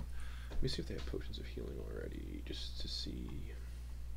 And They then- don't, but they have it still on their character sheet, so I can add 2 to it. Perfect. The rations, if we need 20. Leek has 10 in the rucksack that Grin is carrying, like the vagabond backpack. It took me too long to think of this name for the weapons that you made for me, Justin, but Glovels? Perfect. Excellent. Thank you.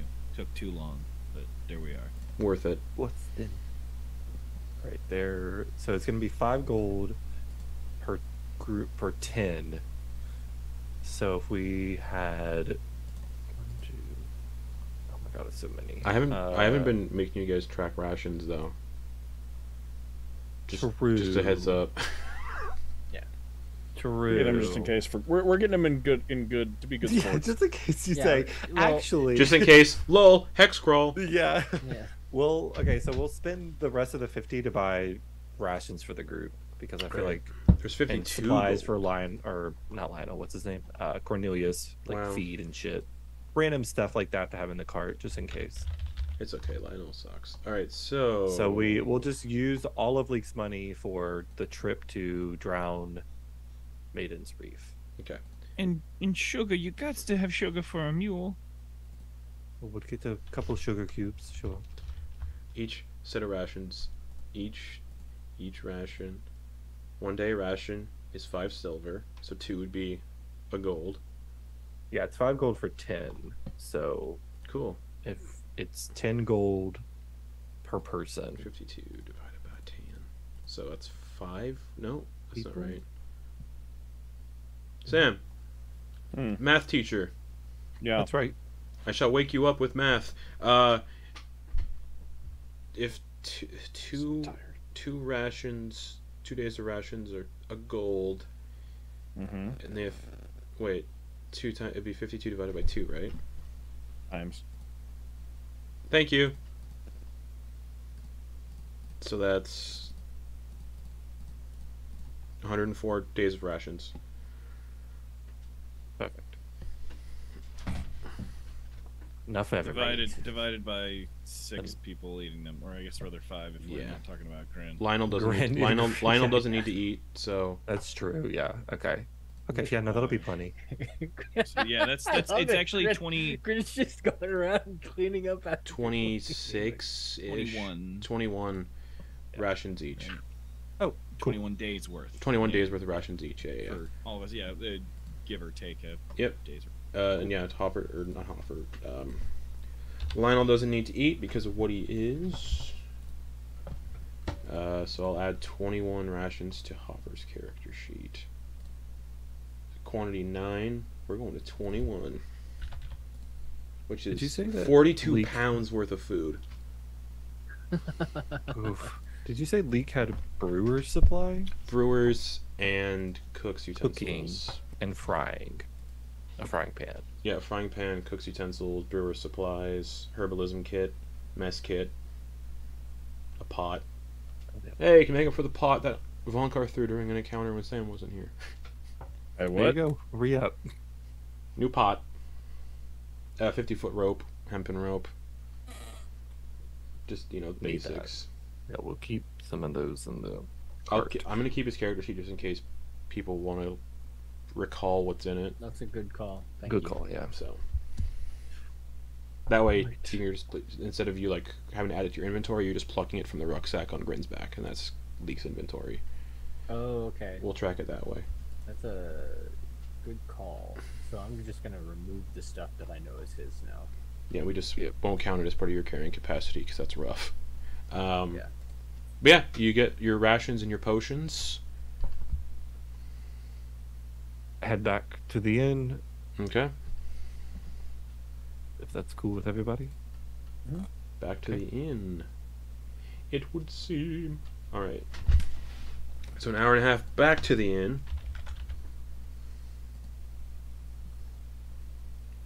Back to the private room, I assume.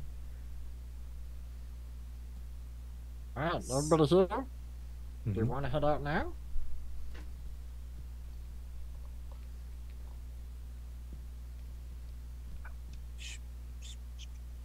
By the way, It looks like it's Sure. afternoonish.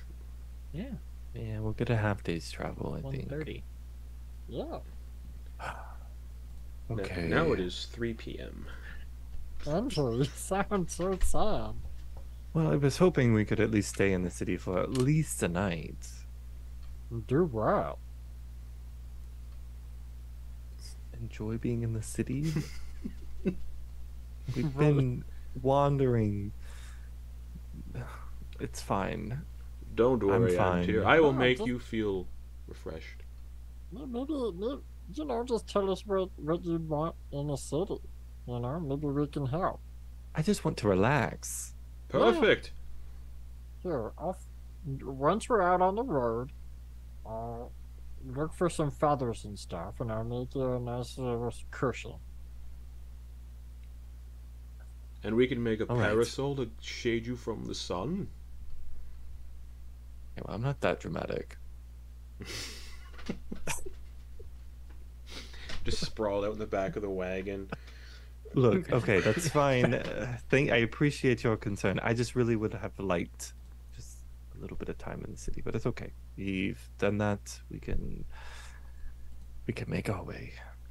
Yeah, Come I mean, on, nothing's youngster. really happening in the city. I mean, grab a newspaper. That's the point. Nothing's happening. We can just kind of just exist. Come on, youngster. You can sleep when you're dead. What is that supposed to mean? Was that a threat, Vonkar? No. I don't believe the Enjoy tone you life. just took of me. It sounded like it was. What tone? That one. What do you mean? The no tone What's up? very much sounded like a yes. What? Oh, I don't know. I'm just weary now. I think you're projecting. A little bit, Yeah, probably. it sounds a lot like he was projecting. I was going to ask if you was the pots or the kettle. Joe's just in the background writing this down. Pot, kettle, dead? Question mark. Circling them all. Coach, I'm quite curious what you have learned by putting in your book, because some things I would not expect you to know, like analogies. Yeah, it's a whole mess. I bet so. An analogy or a metaphor? What? Well, an analogy is a comparison of two, right? But a metaphor, I guess, is a... Oh, let's just Joe's go. just flipping a couple pages and just like looks like they're making a column of like Okay. metaphor, not metaphor. All right. Yeah, what's a metaphor? What happened to Meta 3? Good. So you all, I hate how much I find that funny. get into the wagon, I presume. You can easily fluff up the backpacks and all that to be a nice bed for Antyr should they need it. You can easily Of course. craft like a parasol out of like some sheets, some bed sheets, and some sticks as well, just to be safe. Because it is a hot, humid summer day, and the shade is nice. There's a bottle of endless coffee you could drink from. That's what you need on a I don't hot think day. Andrew- yeah, I don't think Hot Andrew's ever coffee. indulged in coffee before. Ooh, I've never does- considered that. Oh, dude. Do any of you magic people have anything to keep stuff cold? I can keep There's a things bedroll. cool. Oh, the Yeah. bedroll. Ooh, we can make cold coffee out of the bedroll. Oh, we probably don't want to pour coffee in the bedroll. Yeah, we just make Like, a big, squeeze it's it endless out. coffee. It's just like this big trough of ice. Right. We set up an iced coffee stand. It's just Okay. it's just this infinite pot of coffee pouring coffee through a sleeping bag. So while you're on the road, you can put the bottle of boundless coffee in the always cold bedroll. Unfortunately, the bottle of boundless coffee always keeps the coffee inside comfortably warm. So we pour it into a cup, Yeah. and then we put the So you we find put our out cups in that you our- can't chill it when it's in the bottle. Yeah. But if you pour it So into we a cup, chill you our can cups, you can so chill you the have cups cold in the- cups. There you go. Yeah, you chill cups and you pour the Yeah. coffee into it, and then you have like a That's why- semi-ice latte. Okay, That's why I was saying coffee. we rig up a system where we have like an arm holding the coffee bottle at Okay. an angle so it's constantly pouring. Okay, so as you go to pour it, the coffee vanishes as soon as it leaves the bottle. Oh, you And have you to get pour a it into sense- something? No, as soon as you go to pour it out of the bottle into a chilled glass, the coffee just vanishes as Justin you're does Oh, you pouring have it. to drink it straight out of the bottle. Yeah, You have to drink it Justin straight. does Not not have want iced iced coffee. coffee. He does Blast not it. Well, want iced the coffee. item says you can't do that. Oh, okay. The official item says it has to be Specifically drank, says you can't pour it into anything. and you can't. It's always comfortably warm. It has to be drank from the bottle. Oh, Okay. I see what you mean. Okay. I Oh, was so we've thinking just been like a handing this decanter. bottle around like a bunch of Holding ice cubes in your It's a shitty party. holding ice cubes in your mouth and passing Look, around we like a get bottle ball of wine. bearings. I can cast prestidigitation to make them cool. You put them into your mouth. You drink the coffee. It's cold coffee. Something Oh, about this seems like I don't know. It's like cold ball bearings in your mouth and then pouring in hot coffee. Sounds It's like a bad you know idea. those things where like it makes glass shatter. I feel like you do that to your teeth. Good luck. Trial and error. But then when we're done with each ball bearing, do we just go, all right, your turn? Wait. The prestidigitation lasts for an hour, so they stay cool. all right. Then, So here's the idea. We get somebody else. We get somebody we don't like to do this, and they put ball bearings in our mouth, and then we cast heat metal. okay, who's drinking the coffee first then, and with this method? Nobody? Thought, Perfect. Antyr's not doing it. Okay. We spend an hour talking about this and figuring Yeah. out that no one Yeah. actually wants to We're do it. wasting This is time. what We're we're doing. traveling, wasting time. This This Well- is what we're doing on the road. Speaking of an hour and a half, about an hour and a half out of the city, we will move one hex. As we get Oh, into Antyr would have hex. attuned to the staff, by the way, Cool beans. during this travel. Okay. Nice. Oh, and the moment we leave the city, yeah, I want to be looking around for like feathers and like bird feathers and things like that. That You could birds fly have off. left You could around. fly off the wagon briefly and pick some up off the ground. Cool. I'm going to start weaving them into a little pillow Okay. shape. Are you proficient in weaver's tools? I am. Then roll a dexterity check and add your proficiency bonus. Okay. Amazing. We'll see how good you can make a pillow.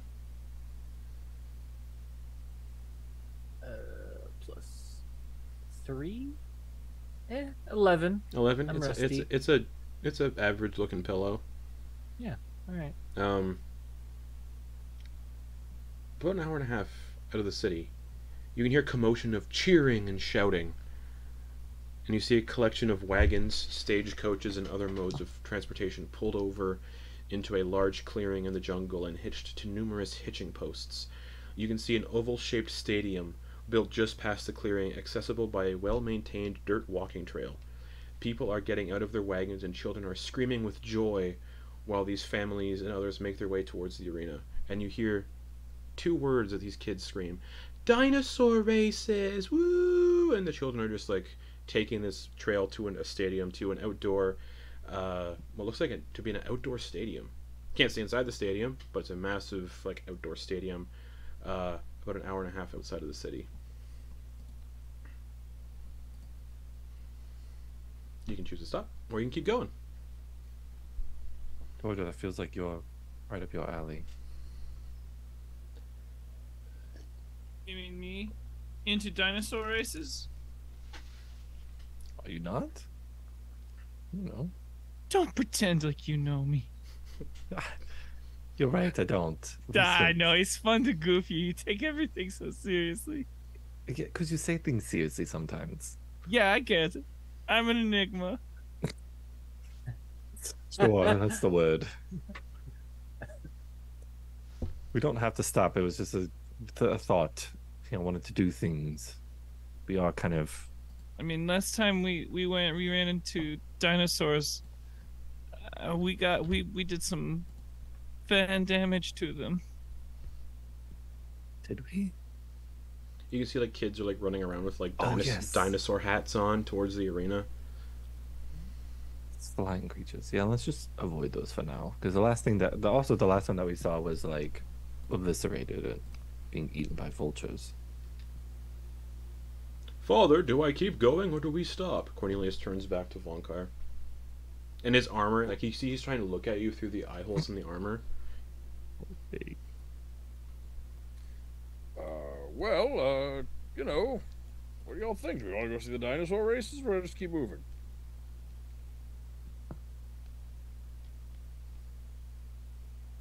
I also keep moving.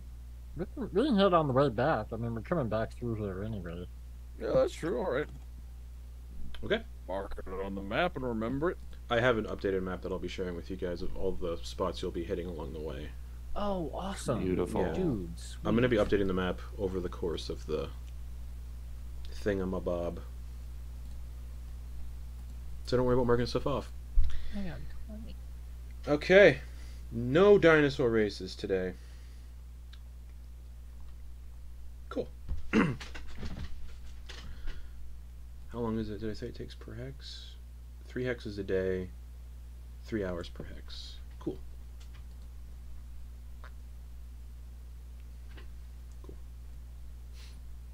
Yeah, so the Cornelius just keeps taking the wagon down the road then through the jungle. You can hear the distant shouting of people cheering and roaring dinosaurs, thunderous footfalls, as you pass by a large towering sign that you can see from your angle now, calling the dinosaur stadium the Thunderfall Raceway. And then you keep going. That makes sense. Yeah. Okay, an hour and a half will put you into the next hex. Are we currently in like a very big hurry? Yeah, and I guess Kind of. Grin looks over at Hopper, who Based on what I know, seemed pretty anxious. I just really want to get this sword and, make sure we get it and it doesn't fall into someone else's hands, and make sure that, because they did say that this is the way to stop those people.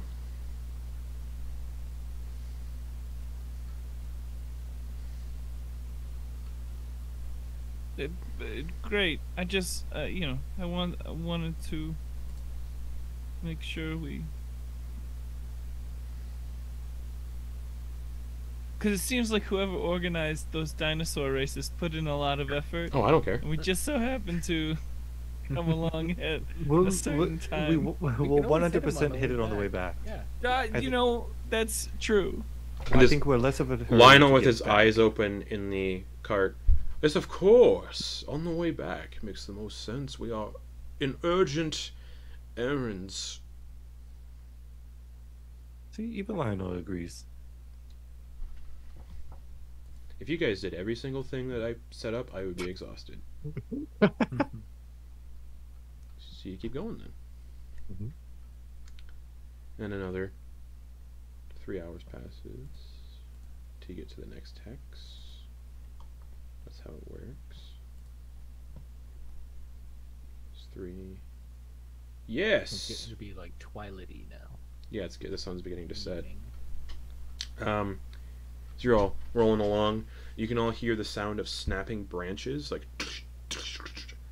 and large movements about 60 feet up ahead, and you can watch as this herd of about 20 or so of these 15-foot tall animals that resemble pronghorns, but have a thick, shaggy, dark olive-colored hide with a sort of shimmering visual wave of like hallucinatory colors that shift and weave between their horns. Whoa. Just these weird 15-foot tall like pronghorns. If you don't know what pronghorn is, look it up. But like shaggy pronghorns, and yeah, weaving colors between their horns. The animal at the head of the herd, the biggest one, kind of turns its head in your direction and stops moving, observing you all as the rest of the herd begin to cross the road and make their way into the jungle on the other side. And you can see there are some young, like some fresh young among the herd who look like the young are about 6 feet tall. And the herd is just moving through the jungle across the road, and the leader of the herd is just standing in the middle of the road staring at your wagon from about 60 feet away. Just heard like 20 or so of these things just crossing. Have we heard stories or seen anything Nope. like this before? Nope. Torger, that looks like food you can get. Right? Is that one you're going to kill?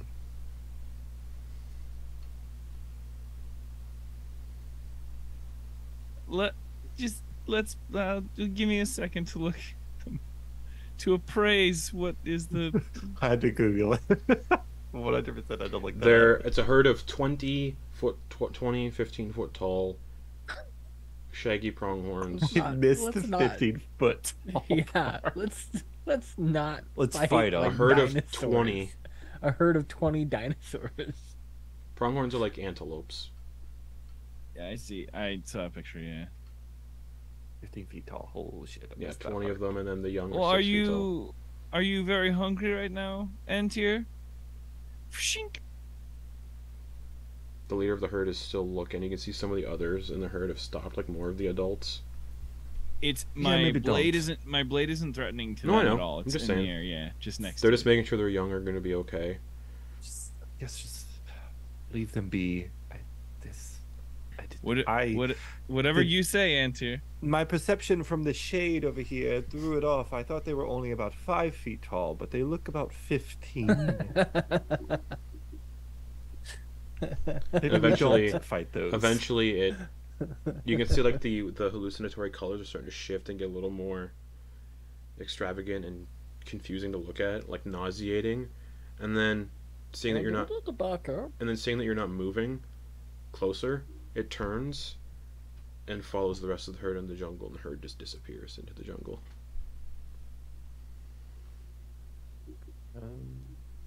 Should we write that down? Maybe give it a name or something? The two people who are learning things, I think that'd be nice for you to maybe annotate in your book. You just see Doe trying to make little crude drawings. Okay. It's beautiful. Oh, you might want to annotate that the weird color patterns between the horns maybe have some kind of mind-altering effects. Did everybody else feel- horns? Yes. Also, 15 feet, not 5. Ah, yes, thank you. I just. Yeah, 15 feet. They big. Me big. I also it's supposed to be from my own personal experience. I don't like to make things up. Don't like to guess at an experience. So if I didn't experience any mind-altering effects or know about them firsthand or specifically, I can't. It's not a theory book. It's just straight up facts. Oh yeah. As you experience them. For example, did you know owlbears are super nice? It's a fact. Oh yeah. I read it. Mm-hmm. You Mhm. read it. In a previous book. A previous last time someone Whose book? who was charged the book for my my village, my people. There was a book. He went out and he had an experience with an owlbear, and it was totally casual. So owlbears, as gentle as a cat. Have you ever been around a cat before? What there's I don't know why that's. What? How is that germane to this conversation? Because you just said an owlbear is as gentle as a cat. Right? Have you been around a cat before? That's taking it as a no, right? I mean, you guys know how I've I seen- feel about cats. There's a reason Grin is afraid of cats, right? Now, size comparison, we're about the same size when you compare us to how Grin and a cat are. Yeah, them big chubby tabbies are. They're big. Anyway, I think it's a lovely notion that you think owlbears are sweet. I will do my very best to support you. And I don't your- know. We saw those displacers beasts, and they were so cool to those small children who would roughly be the size that we would to an owlbear, or Grin to a cat. Okay, so now you're comparing. Okay, you're comparing different fruits. You started this size different comparison, vegetables. I was making comparisons because you compared the owl to a cat.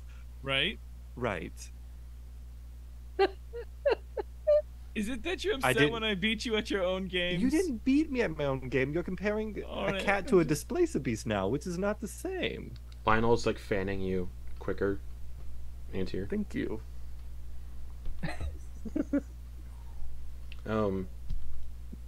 Another 3 hours as the sun sets.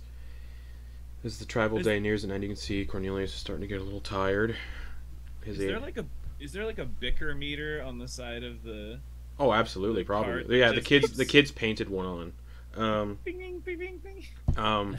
As the day nears the end, you can see Cornelius starts to get like a little tired, and the sun sets. You finally get a bit of a clearing in the jungle canopy, and you can see a brief mint green colored shimmer in the sky somewhere within the clouds. And due to this continent floating up in the sky, because remember this continent is not on the ground. Oh yeah. Yeah, this continent's flying. You all had to get airships here. Yeah. The clouds are very easy to see, as are the activity in the clouds. So you can see this mint green colored shimmer in the sky. You can see a tendril of mint green energy that seems to rise up from somewhere through the clouds and reach towards the moon. And after a few minutes, it seems to touch the surface of the moon before the tendril vanishes. And you can see another wagon headed in the opposite direction with like a lantern swinging, pulled by a large tan horse. An elderly halfling wearing overalls, a beige tunic, and a big straw hat is looking upwards at the moon as he's strolling along. Oh boy, now that's something you don't see every day. What? Gestures to the tendril of mint green energy that just touched the moon and disappeared. Or is that not? Yeah, I don't know about that happening. And yeah, a couple days ago, you guys did see something green kind of wreath around the moon, and then it disappeared. Mm-hmm. That was 2 days ago. Yeah, and the pieces of the moon kind of. Does that happen this time? Yeah, 2 pieces of the moon kind of. And yeah, the halfling's, oh boy, now that's something you don't see every day. And he's just looking up at it. Huh. Well, safe travels, everybody. You as well. Yeah. I don't know if that's a good omen or a bad omen. I don't know enough about the moon to know for sure. Right, I probably should have researched some information regarding the moon while I was at the library, but I wasn't. I was more concerned about Lionel, his family. And it'd be like around this time that Cornelius kind of just stops pulling the wagon because he's at his forced march of the day, 8 hours.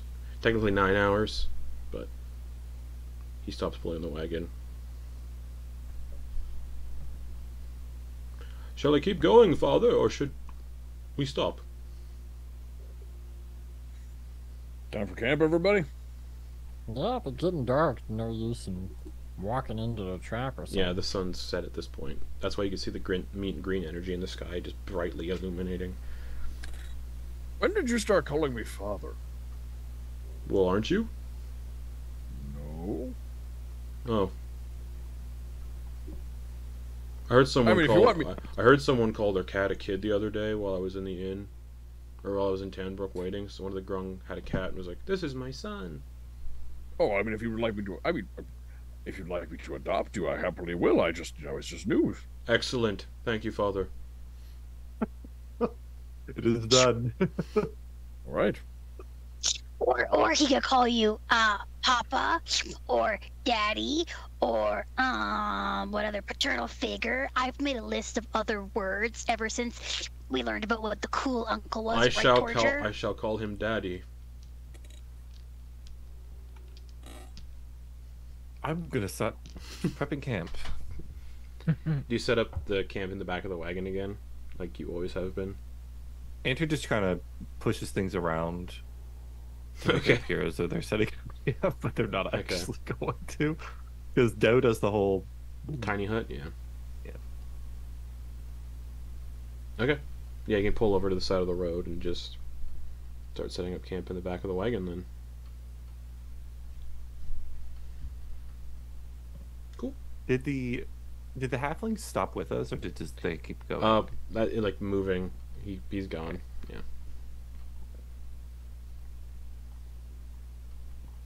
Oh, wait. I forgot one. I also heard you could call him Poppy as well. Or that? There's so many words, yeah. But there was a cool uncle. I also learned there was something called a wine ant, and I haven't gotten to that one before. I'm hoping to figure out what that means. I heard it in passing.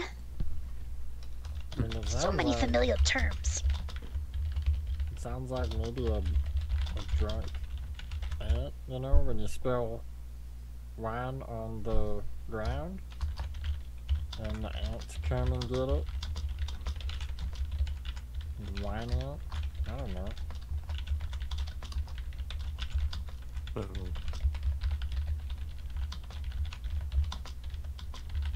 Oh, okay. They're just super happy, just looking through their information that's coming in handy again. For once. Luckily, I don't need to sleep. I only need to be in a semi-conscious state for 4 hours. Oh, that's nice. Is that? Yes. Oh wow. What was up? Alright. Well, guys. I'm gonna have a look around. Just get the bearings in the immediate area. And yeah, and then I'm gonna go to sleep. That sounds like a good plan.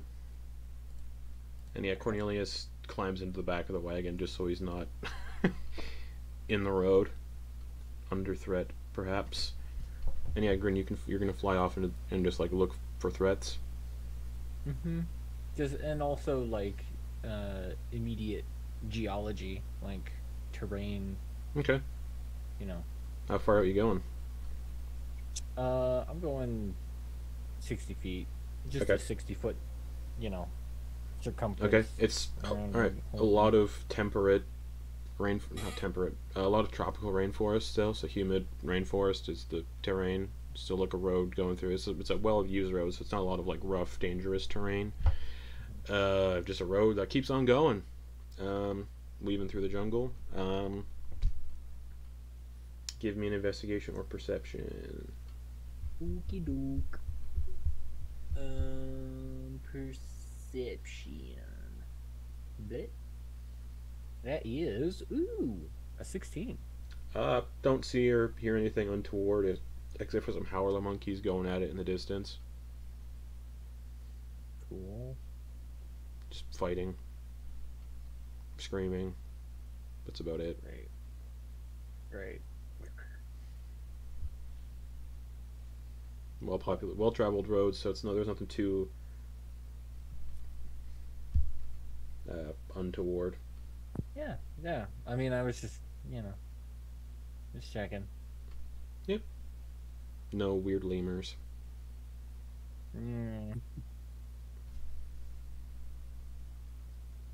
Alright, he'll go back. Okay. Oh, not clear. I didn't see anything weird. Heard some weird stuff, though.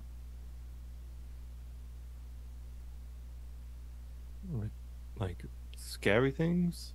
Yeah. Any tolling? What? Like tolling of bells? Nope, nothing like that. It just sounded like two animals fighting, or I don't know. They're making weird noises. With your ability, you have the ability to like do fun stuff with noises, right? If you listen long enough, or am I thinking of something else? It's not quite that. Oh, okay. No. Okay, never mind. No, I don't have the actor feat. No. Okay.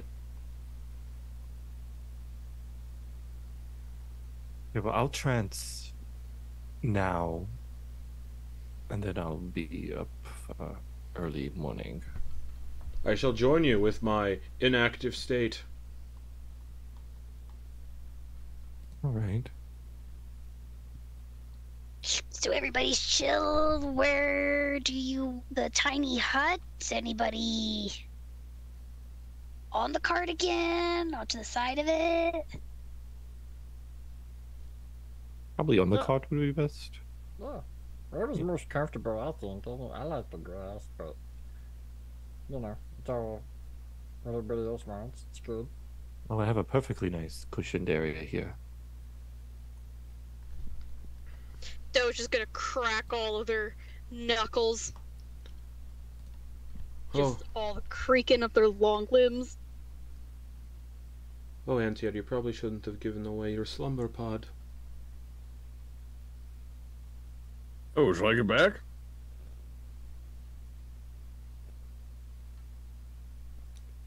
It's not mine. Antyr gave you theirs. What? That's why I asked what Antyr like theirs back. Oh, I'm sorry. I misheard you. Sure, I'll take it. Yeah, sure, here. I love to, Joby, but I just, if you need it. I think we were keeping it so that we could keep track of each other because we were doing something separately. Don't I think remember. you just gave it to me. Oh.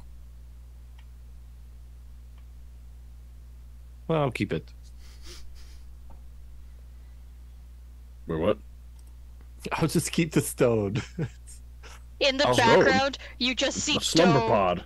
Oh, cast the a pod! I tiny thought you were hut the on the sending cart. stone. I thought you said No. the sending stone. No, No, the you can slumber have pod. that. That is yours. It is a gift to Oh. you because we made an exchange. Oh, are you sure? Yes. All Oh, right. right. The catchphrase you have to say to open it. Dear Auntie Gothel, thank you for your. I don't remember. Auntie Gothel, I thank you so much for this bone that I dearly clutch. A warm and snug place to lay my head is all I need to rest in bed. There you go. Thank you, Hopper.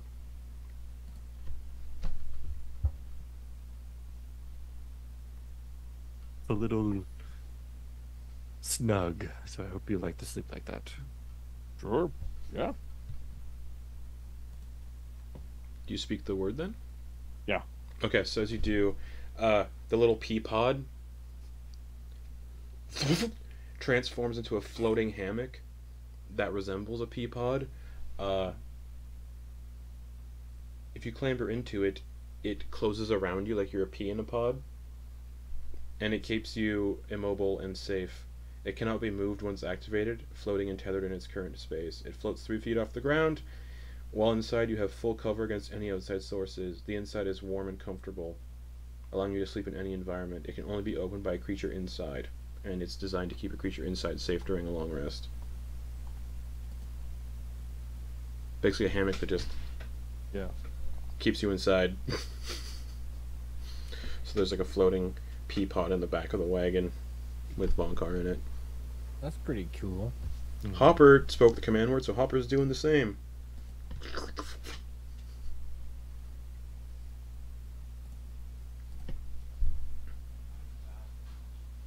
Anybody got any other plans before the long rest, or nah? Not right now.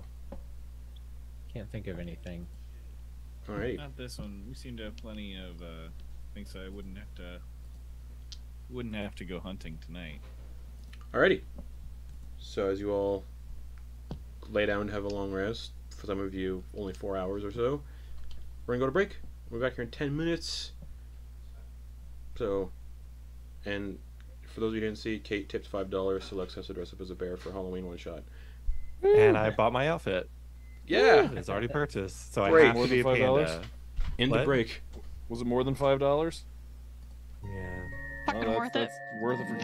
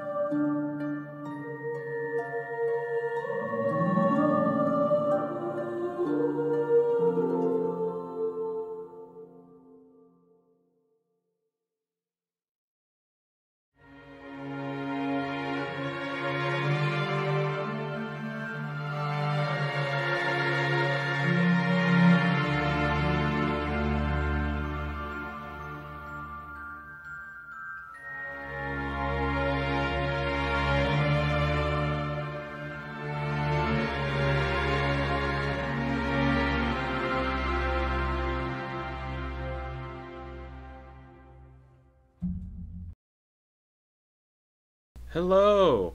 We have another person who is not feeling well, so it's boys' night now for the remainder of the night.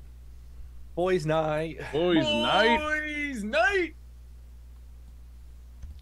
And that's where shit gets real silly. Weird. Yeah, boys' night. As I rearrange these windows because Zoom likes to break them all the time. Yeah, boys' night. Boys' night. It gets real romantic. Oh! Hey, Justin. Yes. Boise night. In the case where people move, Yes. Got you, Don't- brotato. in the case where people move in Zoom but don't when people shift around but Yeah. we don't lose someone. Yeah.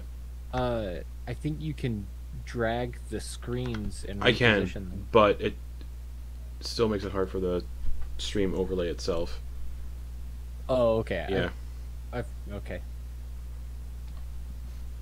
Because I have to, like, if people drop out while we're live, but yeah, if people drop out while we're doing things, it kind of locks the windows sometimes, which is what just happened. Okay, so you all wake up bright and early to the morning sun. Benefits of a long rest. Another day has passed. And you all On wake up. the second day. Yeah. And the tiny hut dissipates, leaving you on the back of the wagon very bright and early in the morning. Now let's go. Cornelius climbs up the back of the wagon. You can all take some time to put him back in, get him all strapped up and good to go, his armor back on, and you set out. 3 hours per hex, so I'll move us along. What do they call those long stretches of land almost surrounded by water? You know, like that thing that how Peninsula? you know how Alaska was connected to Asia at some point? Land through bridge? And bridge. Yeah, okay. Never mind. That should have just tried guessing, because that's just a simple, very Yeah, A I bridge thought there made was of another land? name for that's it. the name. It's not imaginative whatsoever. Yeah. I'm Justin? just looking at this map and thinking that's Also- a lot of damn land bridges. Sorry. Question. Yes. The fungal forest, is it gone? Yeah, it No. it disappeared. No, like, yeah, but like, is it gone from the map now? Yeah. Wasn't there a big? Okay. Yeah, there was. I was looking at the map before, and I was like, I don't remember. Like I 'cause said, it looks like a little. I'm okay, updating that's what the I map thought. as you go along. It's just literally gonna be like nothing left, just a center. Who knows? So wait, so we're floating, right? No. Where does Oh, this continent is floating. Yeah. right? What's Is it circular? Because all of this stuff is water. Yeah. Correct. It's like a Okay. circular mass. The water of the Got it, ocean of okay. this continent doesn't fall off the side. Cool. So this is like So it's like a kind of like bowl. flat Earth. yeah, it's technically you can't sail around this continent You just because okay, it's There's floating. no- yeah. You can't Oh, that's circumnavigate it. crazy. Yeah. You have to go. Okay. Like, you have to go. I completely forgot that was a thing. Yeah. But yeah, Yeah. okay. This continent flying up in the sky, up in the clouds, which is why airships were required. All right. Airships were meant to fly. The road gives way to a ruined sandstone fort. About 100 feet away, the road passes through the fort. But the fort has fallen into complete ruin and become partially claimed by the jungle. You can see a few ruined wagons and stagecoaches off to the side of the road and overgrown with foliage. Smoke billows up from the center of the fort as you're rolling along. You hear like a squawk from overhead, and you can see an osprey, this type of like water bird that hunts fish mostly, flies towards the fort and lands somewhere within. And a few moments later, you hear a brrrr, still going down the road, and the front gate opens, and 4 individuals wearing dark red leathers step out. Each individual is wearing what looks like a leather hood, made to resemble an octopus. From this distance, you can make out 6 more individuals in the same regalia, standing atop the ramparts of the fort, and are armed with crossbows. In addition, 2 more individuals standing on the 2 remaining towers of the fort that face the road, dressed the same, but holding quarterstaffs, with like octopus motifs carved into them. For the 4 that exited the fort, a burly ogre steps forth, wearing the same regalia, but the only one adorned in a cloak. "Halt, travelers! If you wish to keep going, it's gonna cost you." As your wagon kind of comes to a stop. "Welcome to the toll road." Nobody told us there were tolls along the way. Well, that's their problem. 20 gold each to pass through. Oh, who's the toll go to? Goes to us. We maintain the toll road. Old man. On behalf of who? Ourselves. This is our home, and the road passes through it. So not a whole lot of people pass through, huh? Oh, they do. Gestures to the wagons off the road if they don't pay. Well, but then how your fort's all screwed up? You don't maintain your fort? We use the money. So 20 gold each to go through if you'd like. Oh, sorry, I'm just a little confused. Like, do you answer to a government? Is this taxed income? He motions a hand. You can see the people on the ramparts lift their crossbows up. 20 gold each to pass through. Well, I'm just making conversation. You don't have to threaten me with violence. It's just precautionary. That's all. Well, do you take precautions against everyone that just asks you simple questions? Well, it is a dangerous environment. Is it so dangerous you need to threaten every passerby? Who doesn't immediately cough of a coin purse at the first mention of a previously unmentioned and frankly dubious seeming toll? Generally. As Vonkar is like talking and stuff, I'd like to get a look at like the I'd like to do a vibe check, so to speak, to see if like like do I notice anything that might be untoward? Insight check. About like what other these guys are. Okay. Insight check, but I mean they just raised crossbows at Vonkar for asking a question. Yeah. Yeah, no, I know. But yeah, again, that raising crossbows, that can either mean that, you know, these guys were attacked recently by some passerbys or insight whatever, check. so. You're about like 40 feet away from the gate, so insight check. Yeah. Just 13. 13. Yeah. A little untoward. They're probably trying to. They're definitely not official. This is definitely people who have set up a toll on their own and demand money from people, and if they don't pay up, you can see a collection of wagons and carriages that have been pushed off the road and are in wrecked heaps. Okay. All right. Okay. The hands will go up. I'll pay the toll. Perfect. He gestures. Can I get down? Thanks, boss. We'll send one up. We'll send one to you. And he gestures to one of the people in the hoods, the octopus hoods, who like starts walking towards the wagon with their. They have their short sword out and they're holding it up, but walking towards the wagon.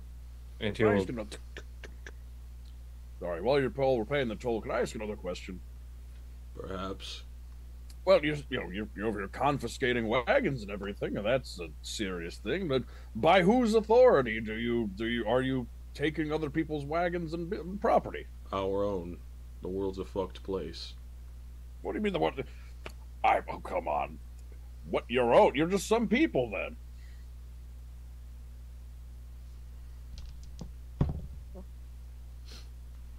No, I get it.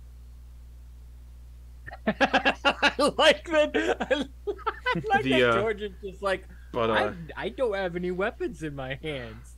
My hands aren't weapons. Gosh. Everyone's struggling to make ends meet. This is how we do it. People pay. Most of the time the merchants pay and they pass through unharmed. And at this point, Antyr, you can see the bandits, or not the dude, definitely a bandit. Like, come on. Yeah. Yeah. Slowly approaching. He's coming to the side of the wagon, and like now he's at the back of the wagon, or he'd be at the side. Yeah, I'd like to just want your coin. Move towards the front of the wagon. Okay. Towards the voice.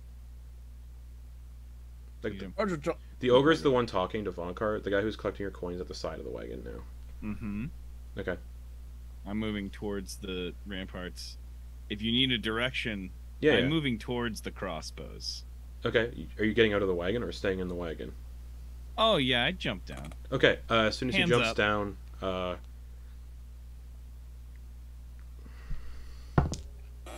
the crossbows all train on Torger as he gets out and starts like walking towards the. I'm walking towards the voice, the ogre. Yeah. He puts a hand up and they all aim their crossbows at you. Great. It's simple. It's just 20 gold each. Roger, what's going on? Antyr's paying it, right? Oh, he's trying to pay for all of us? The guy's Are we supposed to individually pay? What's the deal here? 20 gold each. Pay however you like. And the guy... You're not asking for everything. The guys came... The guy who's on the side of the wagon dealing with Antyr. Yeah, just give us your coin. 20 each. Let me... And Torger's like walking towards the ogre, hands up. Vonkar's talking to the ogre from the wagon. Okay, and you guys think this is worth it? Yeah, I mean, Vonkar's arriving at Vonkar's discussing to try and arrive at that decision. Is really what this is. Yeah. People pay it. Okay, I'll stop moving. He gestures to the wagons off the road, and then the people who don't. Well, luckily our boss is like real rich, you know, or that he offered to pay. Yeah, it's And yeah, the guy who's beside. Yeah, we'll cough it up. He's quite important in the city of Embers. Great. Don't care. Cough it up. Right. You gotta. Can you assist me in carrying this with you? Oh my god! Of course. Oh, you. Why don't you... folk. No, it's fine. He like climbs up into the wagon to like help you carry it. Yeah. So here, where am I putting my hands? You grab this part, and I'll grab this part, and I'll carry it until one of your other friends can come and help you. All right. He grabs it. Okay, let's walk. Starts following you off the wagon and back towards the front of the fort. I'm clumsy. Could you walk backwards or that way so I can... Yeah, all right. You fucking nice dressed folk don't know how to do anything physical damage-wise. Yeah, it seems like why I make below the money. So yeah, he starts like he does what you see. He kind of just walking backwards with it. Why don't you tell me about these hard times of yours? You got bad luck? Something happened? What's brought you here? Those who of noble blood and money tend to frown upon those of not, and cast us aside.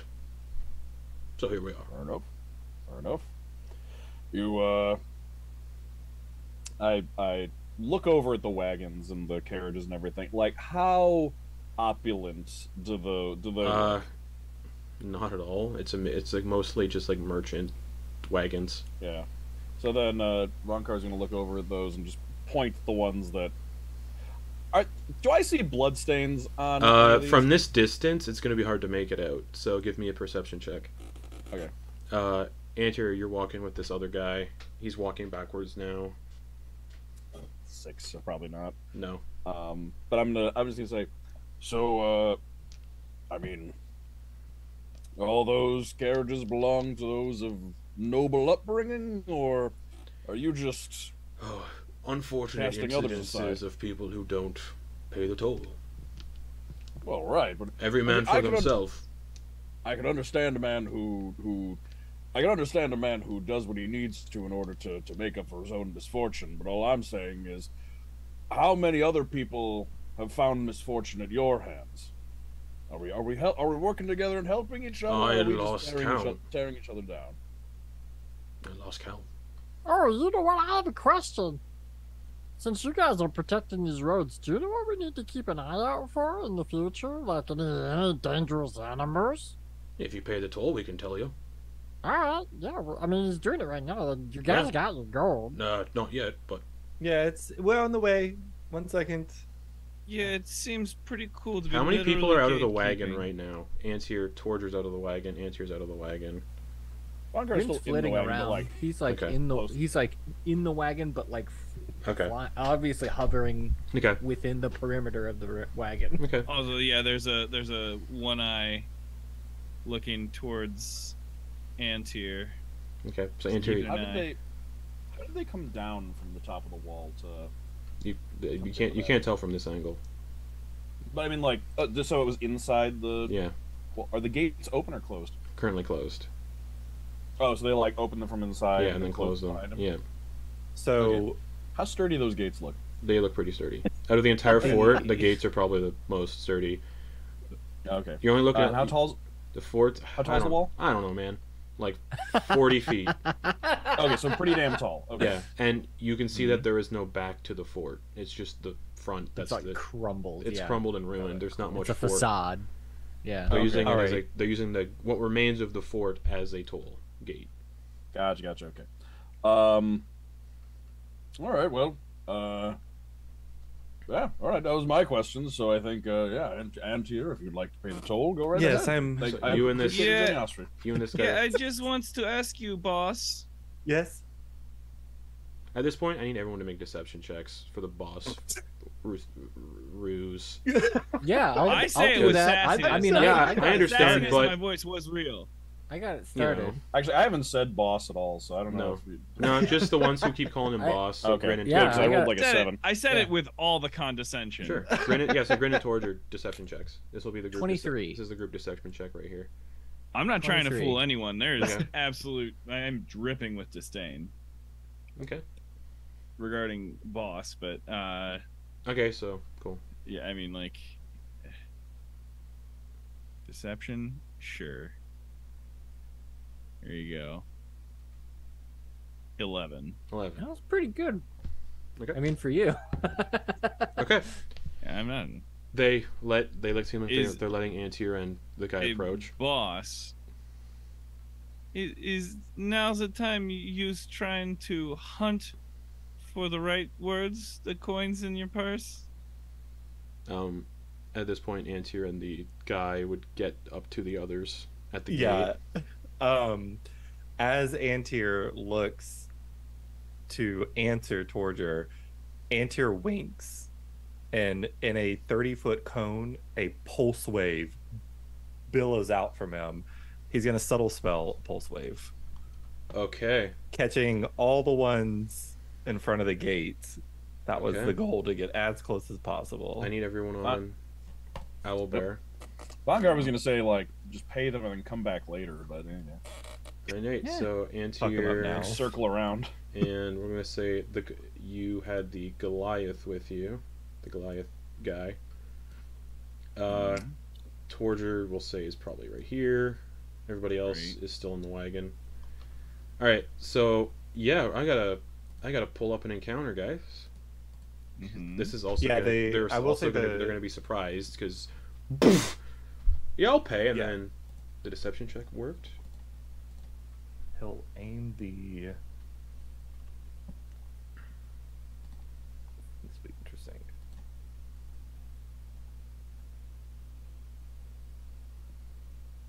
Okay, who am I playing here today, player-wise? Hopper and Hopper, Yeah. Doe, you're- and Lionel. yeah. Whew. Okay, Lionel got an 18. Oh. Hopper got Alright. a 18. Or natural 20. Doe Damn got it. a 19. Nice. That's everybody. Cool. So, surprise. This will be a surprise round. So, Antyr, since you got highest in the initiative, we'll say your first turn in the combat is doing the pulse wave. Just because you can, it's a little busted when you get 2 rounds in a row, 2 turns in a row. So, No, that's fine. If that's the case, you said pulse wave, correct? That's what kind of started this Yeah, whole yeah, thing yeah. off. Yeah. I guess now you get a bonus action and movement. So, what's the save for pulse wave, just so I know? on save, And what's the cone on that? it's a 30-foot cone. Okay, so it's just gonna get the guys in front of the gate then. Yeah, that would be the goal, to hit them. Okay, all those 4 then. Ogre and the 3 that are with him. And the guy beside you? No. Just the 3 there. Okay. I was hoping to catch, but I know with the discussion and how it would have presented. I'll roll damage for that. Yep. And you said it's a dex save? Great. Con. Con? Okay. The ogre got a 15. Fail. The halfling bandit, which is bandit number B, got a 13. Fail. Bandit C, which is a little dwarf man, 16. That just succeeds. Okay, and then Bandit D, 3. So everybody but the dwarf fails. Yeah, so everybody else takes... this is fun. Everybody who failed takes 18 force damage. Oh boy, give me 1 second. Every creature that failed is either pulled 15 feet toward you or pushed 15 feet away from you. Okay, so you said 15? 15 feet. So, Antyr, the goal would be 18 essentially 18 damage. Yeah. Oh, 18, okay. Yeah. So, ogre, Yep. halfling, human. Yep. Takes Okay. 9. 18 you said, correct? Mhm. Okay.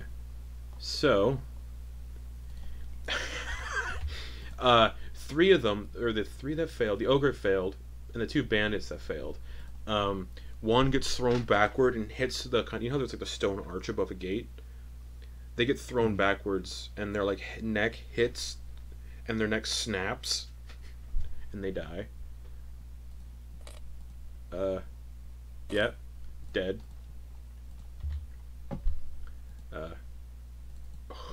Okay, sorry guys. A lot of moving parts all of a sudden. Bandit C also failed. I think I said he failed as well. No, dwarf succeeded. And then everyone else had Oh, the failed. human, right? Human, Okay. yeah. So the human just like also just the force snaps their spine and they're dead. The ogre takes half of that, and then the dwarf takes half of that. Good job. Holy shit. The dwarf is looking like absolute garbage though. Garbage. All right. So that's that. Beautiful. All right. How do you want where do you want the ogre? Because it says it can push them or pull them. I'm pushing the ogre as far back into the, because I know there's the door or Yeah, the gate or the gate is whatever, trying closed. to impact him into the gate to try to attempt to break it. Sure. Or at least buckle it. How much do you push them back? 15 feet. 15 feet. He's about 10 feet out technically because of his size. So 10 feet. He'll deal 1d6 damage to the gate and himself because he's hitting a solid surface. Nice. The gate takes 2 damage and so does he. So cool. Anything else? You have your bonus action and movement, and you're right in front of the ogre. Sure. You am. learned a new bonus action about yourself today. Mm-hmm. Antyr, you watch. Antyr had essentially the staff like tucked into a where his old quarterstaff would be. Mm-hmm. He pulls the silver staff, and as he does, he slams it on the ground, and you watch as the blade forms. The scythe. Okay. You see Antyr forms wielding in the blade. a massive great scythe, the thing that the Astral Reaver was using as a weapon in the ziggurat. Cool. What did you learn at the library? Anything? Lemmy. Antyr, is that your turn? Stick him there. Torger looks like, or the 2 Duergar look like they need some space. Antyr's gonna go 5, 10, 15. Okay, cool. Yep. Alrighty. Right. Surprised. Doe.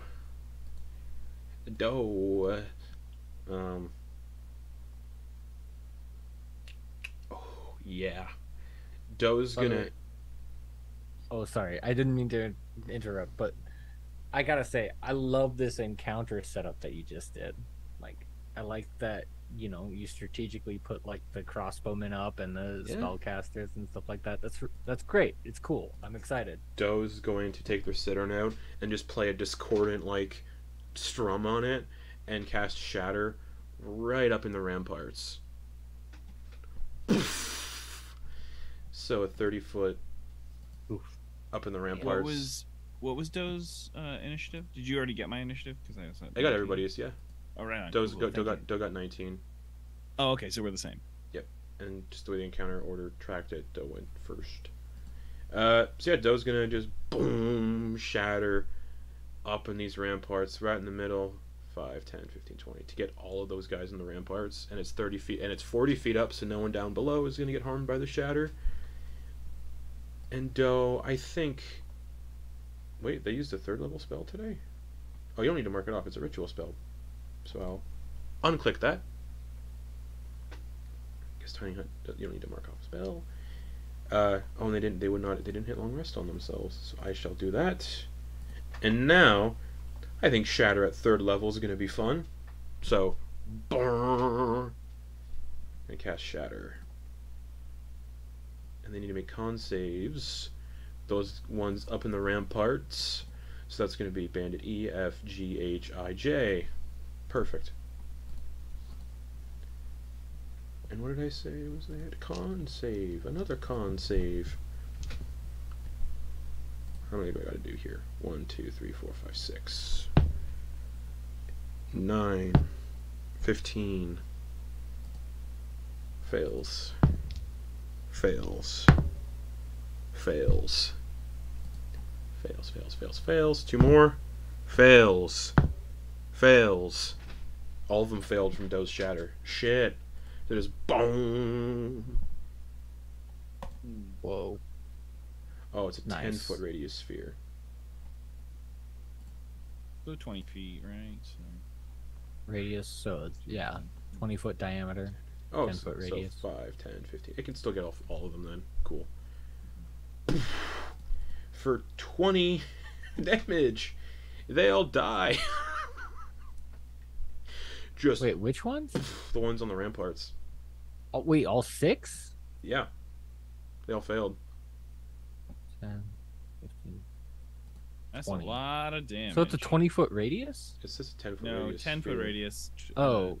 20-foot If diameter. it's 10-foot radius, then you could only get 4 of them. Oh, wait, I'm looking at Tiny Hut. Oh, no, Shatter is 10-foot radius. Yeah, 10-foot radius is Oh, well, like 4 of them 5, die 10. then. Okay, then 4 of them Yeah. die then. Sorry, I'm sorry. 1, 2, 3, 4.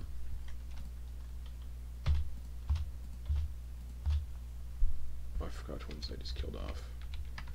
IHGF.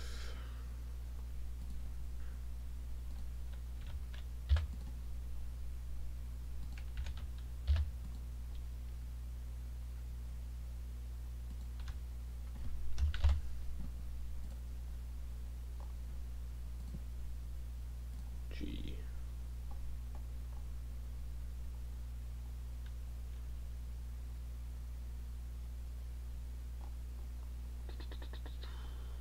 Okay, I think I got them all marked off. Yep. Cool. So just these 4 just go like blasting over this off the ramparts, fly in the air, and just crumple in heaps on the other side. Damn. I shall give Doe 4. Nice. Okay. That's Doe's action. Bonus action. I think we should do. They're gonna do another strum on the Citern and play like "Run to the Hills" by Iron Maiden, and give Yes. bardic inspiration to Vonkar. So Vonkar, D8 of bardic inspiration. See if I get a turn by the time we get to me. Yeah, well, we'll see. You might. It's a lot of surprise rounds for people, so Oh yeah, you might I'm get a not turn. complaining. It's gonna bring us to Torger.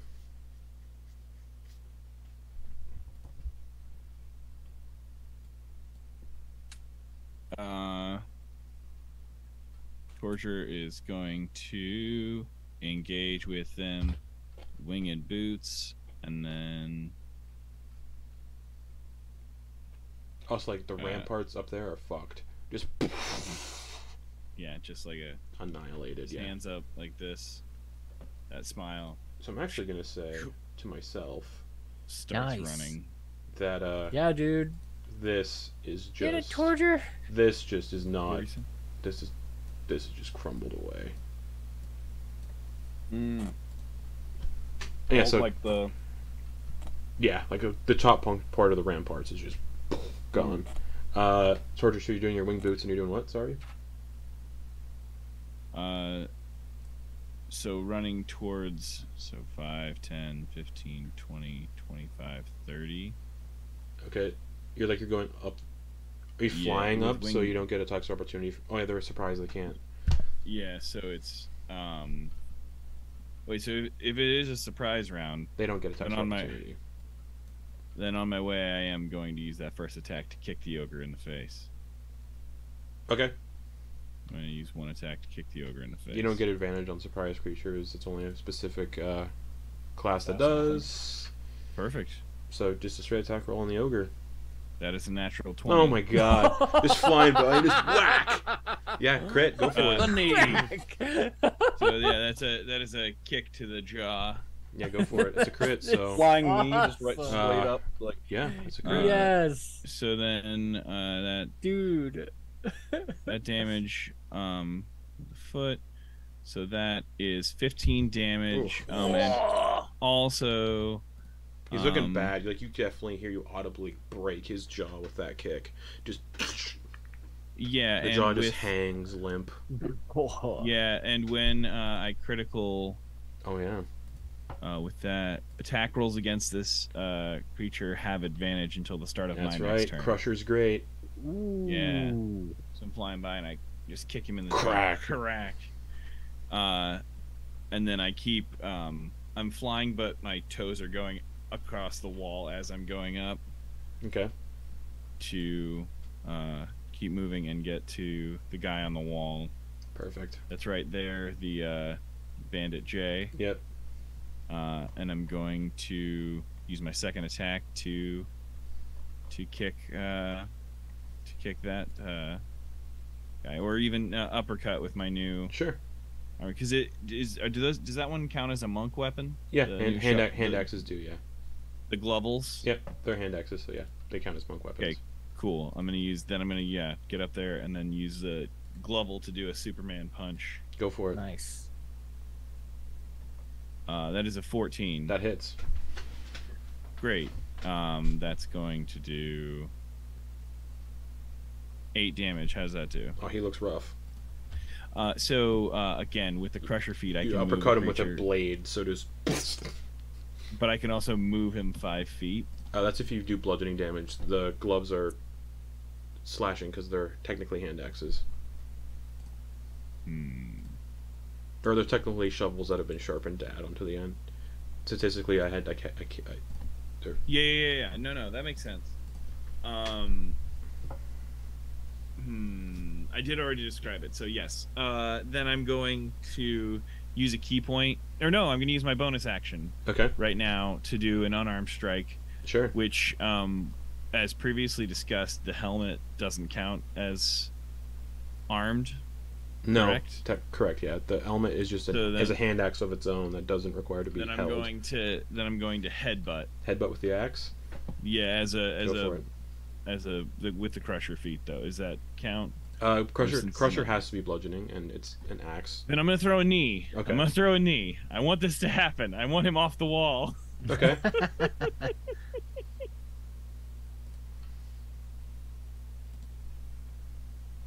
That's a 22 to hit. Oh, absolutely. Well, I mean, I'm probably going to kill him with this damage, I assume. Yeah. 10 damage. How do you take this guy out? I'm gonna do what I was trying to do before. Okay. I punch him, and then I just...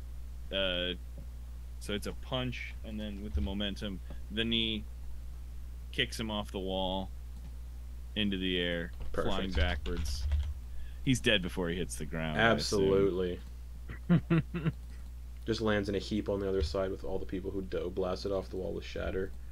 And then that momentum comes around, and I've got the shields up on either side, looking at the guys on the wall. Perfect. With me, the one guy on the wall, and then towards the other rampart. Okay.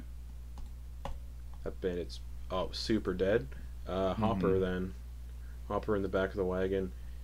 You're gonna fire a crossbow bolt at one of the spellcasters on the side. Gonna go for the goblin's got like from the ground. The goblin has full cover. We'll say. Just you only see the staff sticking up. So they're gonna aim towards the high elf on the opposite side. And they're gonna fire their crossbow.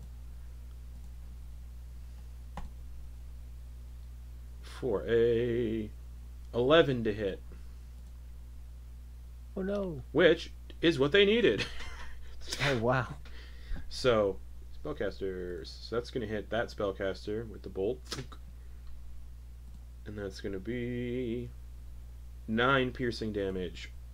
Nice. Just thunk. Hopper. Kate says, bonus action, force cannon, summon, and fire. Oh, this again. Okay. Bonus action, force cannon, fire.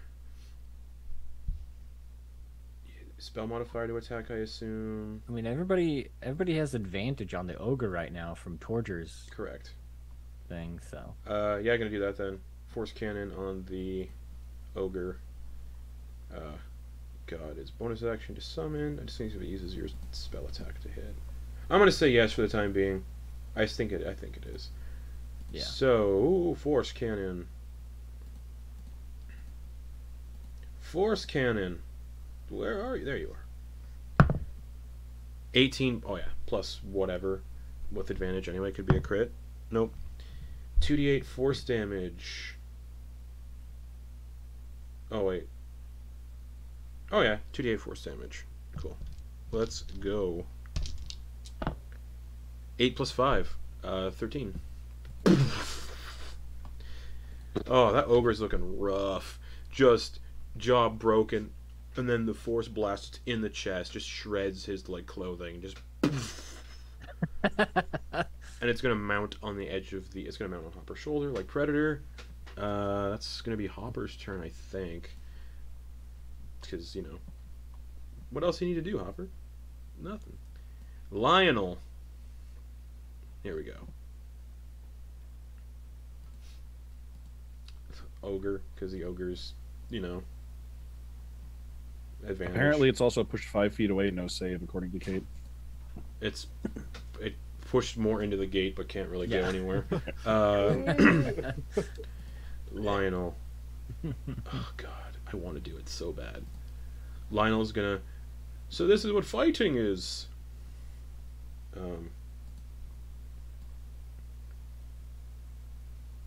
Can't reach. Okay, never mind. He is gonna cast Chaos Bolt and gonna quicken spell it. Yeah. So because of that, he quicken spells it. I've never played a sorcerer before, but they're cool. Right, guys? People who've played sorcerers are cool, right? Yeah, dude. Yep. So it's a sorcery point to do that, I believe. So quicken spell, Chaos Bolt because he used meta magic. A wild magic surge goes off from his Feywild shard. So let's see what happens. Who wants to roll the D100 for a wild magic surge? I'll roll it. Do it. Cool. I want to roll dice. Fireball centered. 100. Fireball centered on the wagon. Oh my God. 81. Take 1 additional action immediately. Fuck yes. Wow. Oh, so And with a that was quicken spell, bonus so action? 3. That was a bonus action. Yeah. Yeah. So So 2 he's extra getting- action. Fuck yes. Wild magic sorcerer. All right.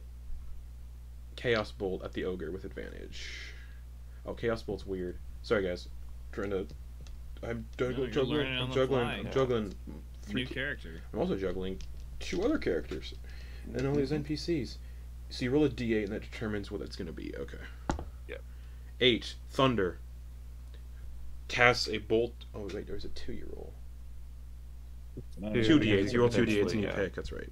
Ah. 6. roll double. Well, we're gonna go with thunder, not poison, because poison sucks. And then Yeah. thunder. So it's gonna be 8 plus 6, 14 plus 2, 16 thunder damage. But it has to see if it hits first.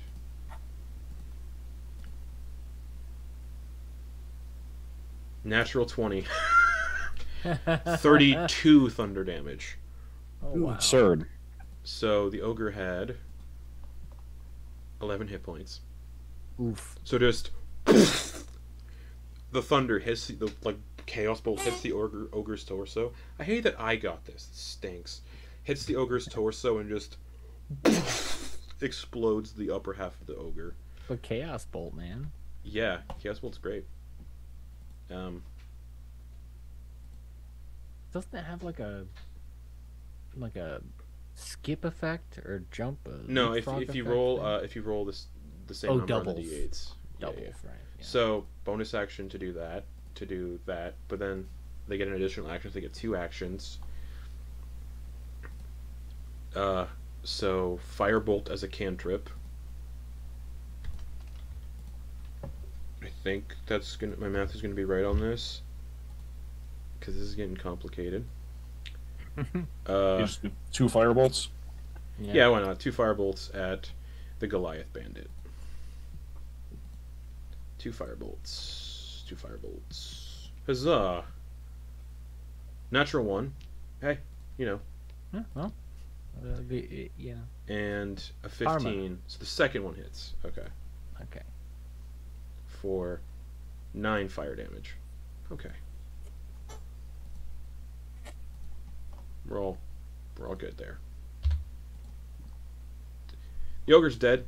Lionel's gonna be like, just looking at themselves, like, whoa! Surprised Grin. Grin is going to bonus action go invisible. Alright, mark off one of your uses. All right, you betcha. Yeah, I realized that There. other player character races that have invisibility have uses on it. Yeah. And he's gonna move over invisibly, move over to this spellcaster, Sure. and then It is 40 feet up. What's your fly speed? 40. So from the wagon there. It's like diagonally, it's Yeah, still yeah, 40. okay. And then from there, he's going to cast darkness, so that the spellcaster just doesn't know where the darkness came from. It's just immersed in them, so they're not even gonna know which way to go to get out of it. Okay. The darkness is centered on Grin, like he cast it on himself. Boom, there we go. Yeah. And that's my turn. Movement, bonus action, and action. Okay. So, yeah. Cornelius is just gonna scream a war cry. Nice. And not do anything. Actually, yeah. Hee-haw! Actually, yeah. He's nah. I don't want. He can pull the wagon and everybody closer, but no. Surprise! Vonkar. All right. Okay. Quick question, Justin. Of course. Did we ever land somewhere on a ruling for using a grappled creature as an improvised weapon? It's Baldur's Gate 3 rules, and it's kind of. I asked you before Baldur's Gate came out. All right. Old Dilly got used as a. Yeah, but that was a improvised jokey weapon. one shot. Yeah. It's true. Just, if I'm 2 size categories bigger and I can grapple someone and pick them up, Yeah, why not? I mean, it still does like a D4 of damage, so like, Yeah. you know. A D4. Yeah. So Vonkar is going to step 1, 2. Actually, so as Vonkar is walking forward, he's gonna bonus action, get to huge size, And so I would like to just step over Cornelius, basically. Okay. Yeah, rules as written, you can't use other creatures as weapons. Rules as written says a lot of things. It does, and Oh, most of the time, right. and most of the times it And- sucks. In the one shot, you ruled me as an object because I was unconscious or dead Yeah, or something but like that. Dead creatures become objects. Living creatures are just creatures. Yeah. Yeah. It's also kind of a moot point because no. Choose yeah. the ogre as a weapon. The ogre's dead. The lower half of the ogre. So. Oh yeah. So wait, can I make myself bigger? But I mean, Or like, you have to do that? giants can throw creatures, so like they always contradict the rulings all the time. Yeah. Yeah. It's So all fun. Vonkar's gonna get to there. Okay. Grow that big. The Goliath Bandit is looking real bad after getting hit by that firebolt from Lionel. And I bet that Goliath bandit is used to being the tallest dude around. this Duergar walks and it just keeps getting bigger. Yeah, the Goliath is now the tallest member of the gang. Now that the ogre's boy. been killed. Mm-hmm. Yeah. Yeah. So I'm gonna action surge. Okay. So I get an action on this turn as I do all my stuff. Yep. So enlarge, and then giant smite. And you do have bardic inspiration. Oh, that's true. And then also second wind. Okay. So what I would like to do with this Goliath is with the when I get my action, it gives me 2 attacks. I would like to spend one attack attempting to grab the Goliath. Okay. And then I just want to toss him at the gate to basically just mostly do damage to him this way, but like also do some to the gate. So I'm gonna attempt to grapple. Okay. He'll do Dex because he's better at Dex. Wow, really? Okay. Yeah, they're just using the bandit stats. Ooh, I rolled god awful. What's the bardic inspiration die? D8. He rolled an 8. Never mind. Okay. So you grapple him. Yeah, so I grab him and then I Pick just him want to huck him at the door. Okay. Make an improvise. I'll still roll an attack roll. Yeah. Yeah, that makes sense, right? ranged improvise attack. Yeah. Yeah. So it's thrown, right? So that's still strength. Okay. And I'm proficient in it because he's going to take brawler. it's 10 feet to the gate, so he's going to take a D6 of damage. Oh, okay. I was expecting D4, like just normal weapon. Because you're technically throwing somebody, and there are rules for throwing things at solid objects. So Oh, we're kind of playing with the giant fling too, because giants can throw creatures at things, and they take damage from which feet they travel. So fuck it. Okay. Well, let me roll the attack roll first. So. Because it kind of makes sense that somebody who's the size of a giant should have relatively, you know. So I'm gonna add the bardic inspiration die onto that. That was what, a 12. The door will take 1d4. We'll say. Okay. So that was a 15. 15 to hit. Yeah. Oh, absolutely. Just. Okay. Now for the I do a D8 plus, or I think a D6 plus a D4. Is that what it is? That one's a D. Yeah, D6 plus a D4 extra damage for size. Which one of them takes that? Him. Let's say him. Actually, both. Okay. Yeah, both. Why not? Okay. So is it? Well, so Door takes a D4. He takes a D6. Do you want me to just do a D4 for him too, so it's just the same damage for both? Yeah, why not? Okay. And then strength modifier. Yep. Okay. So that is 6 plus the D6, which is 8 plus Jesus Christ. 12 points of bludgeoning damage. He had 3 hit points. How does this bandit die on impact? I want to just as I walk past it, just grow to be super huge, just stomp over, grab him by the back of the shirt to lift him up, and just be like, "You could have been cool about this," and then just overhand baseball throw him into the gate and just splatter him. Left-handed too. Do you know what bums me out? Hmm. That's your first kill out of the sessions, not counting the session 0. Is it really? Yeah. No one has seen Vonkar kill anybody, and the first time they do it, he just grabs a man and just baseball throws him into a gate, just turns him into a meat balloon. He hits the gate, and there's definitely a Goliath-sized hole in the left door. Just, I thought there would just be like a red splatter too. on it. Both. Oh, okay. Like I Bits of Goliath come flying through the hole with the wood chunks. Oh my god, anything else, Like, Vonkar? No, that's it. That's 2 actions and a bonus action and movement. I thought Torger was badass, That was sick. and I really think that Torger thought he was badass. But But seeing someone just turned to easily paste. throw someone and turn Uh, them into fruited jello. Antyr, you have the Astral Eviscerator out now. You're standing in front of a bandit who is no longer surprised, because the surprise condition ends at the start of the next round. Or ends when their turn ends, so they're no longer surprised. Yeah, Antyr thought that they had to make up for some Jesus, these guys some got party members. these who guys got used to messed struggle. up. So Good rolls for you guys. Holy shit. Antyr's gonna kind of like sidestep and look at Vonkar and God. Oh, I didn't want to get his hands That was dirty. so cool. Just The bandit still took damage, right? Still took some yeah, damage. fuck the rules.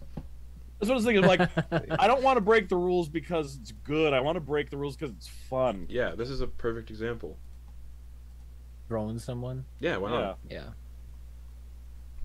Yeah, but Andrew's just gonna bonus action deactivate the scythe. You already did. Last turn you activated it. No, deactivate Oh, it deactivate it? Sorry. Oh. Okay. as a bonus action because Mm. yeah, y'all are like it's supposed to be an intimidation factor, but then y'all just fucked everybody up. Andrew's like, now I feel bad. Yeah, but The bandit, the dwarf in front of you is just like trembling. He's like, oh.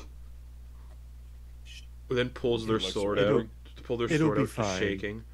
and the electricity is forming on Antyr's hands as they cast Jolt Embrace and go to grab the bandit. All right, make an attack. What kind of armor do they have? Leather. Okay. 19 to hit. Oh, yeah.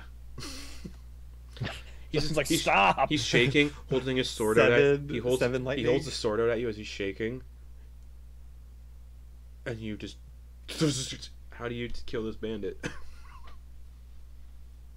It'll be okay. And Antyr grabs the wrist as the voltage shocks through and just stops the heart. Just hits the door and just slides down the door because they're standing up right against it. Andrew, you've killed 3 bandits. Doe is beating you by 1. Antyr's gonna go up here to potentially try to block line of sight from that Okay, cool. spellcaster up there. Perfect. Man, they're like all dead. Cool. The one in the darkness. The goblin in the darkness. Where are you? Hello? So be it. They're gonna cast Thunder Wave. Yeah, a 15-foot cube originating from them, just so. They slam their staff on the ground. A Thunder Wave blasts out. I need Grin to make a con save. Sure.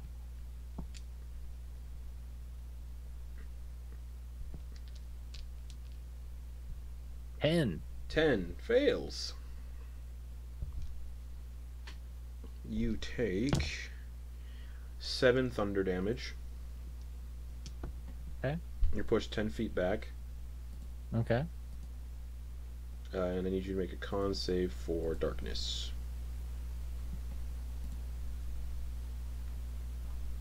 $16. So darkness is still up, but you're pushed back 10 feet, and I think the darkness moves with you, so Yes. cool. So you move back 10 feet, and so does the darkness.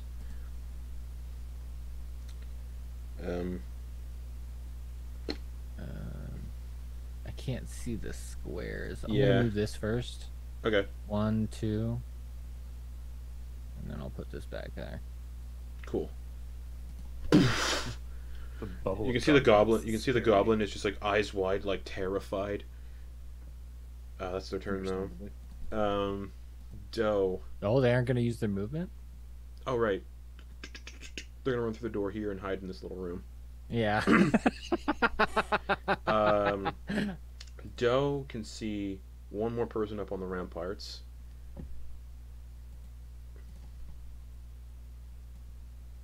Just a measure tool. 65 feet away. So Doe is just gonna get to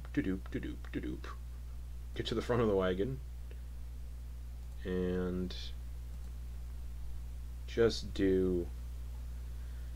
They don't need to do too much, so we're just gonna go Vicious Mockery and say, "Your mother smells like elderberries." And Run the wrong side of the wall for that. whatever. Wisdom save. 11. Vicious Mockery. 3 psychic damage.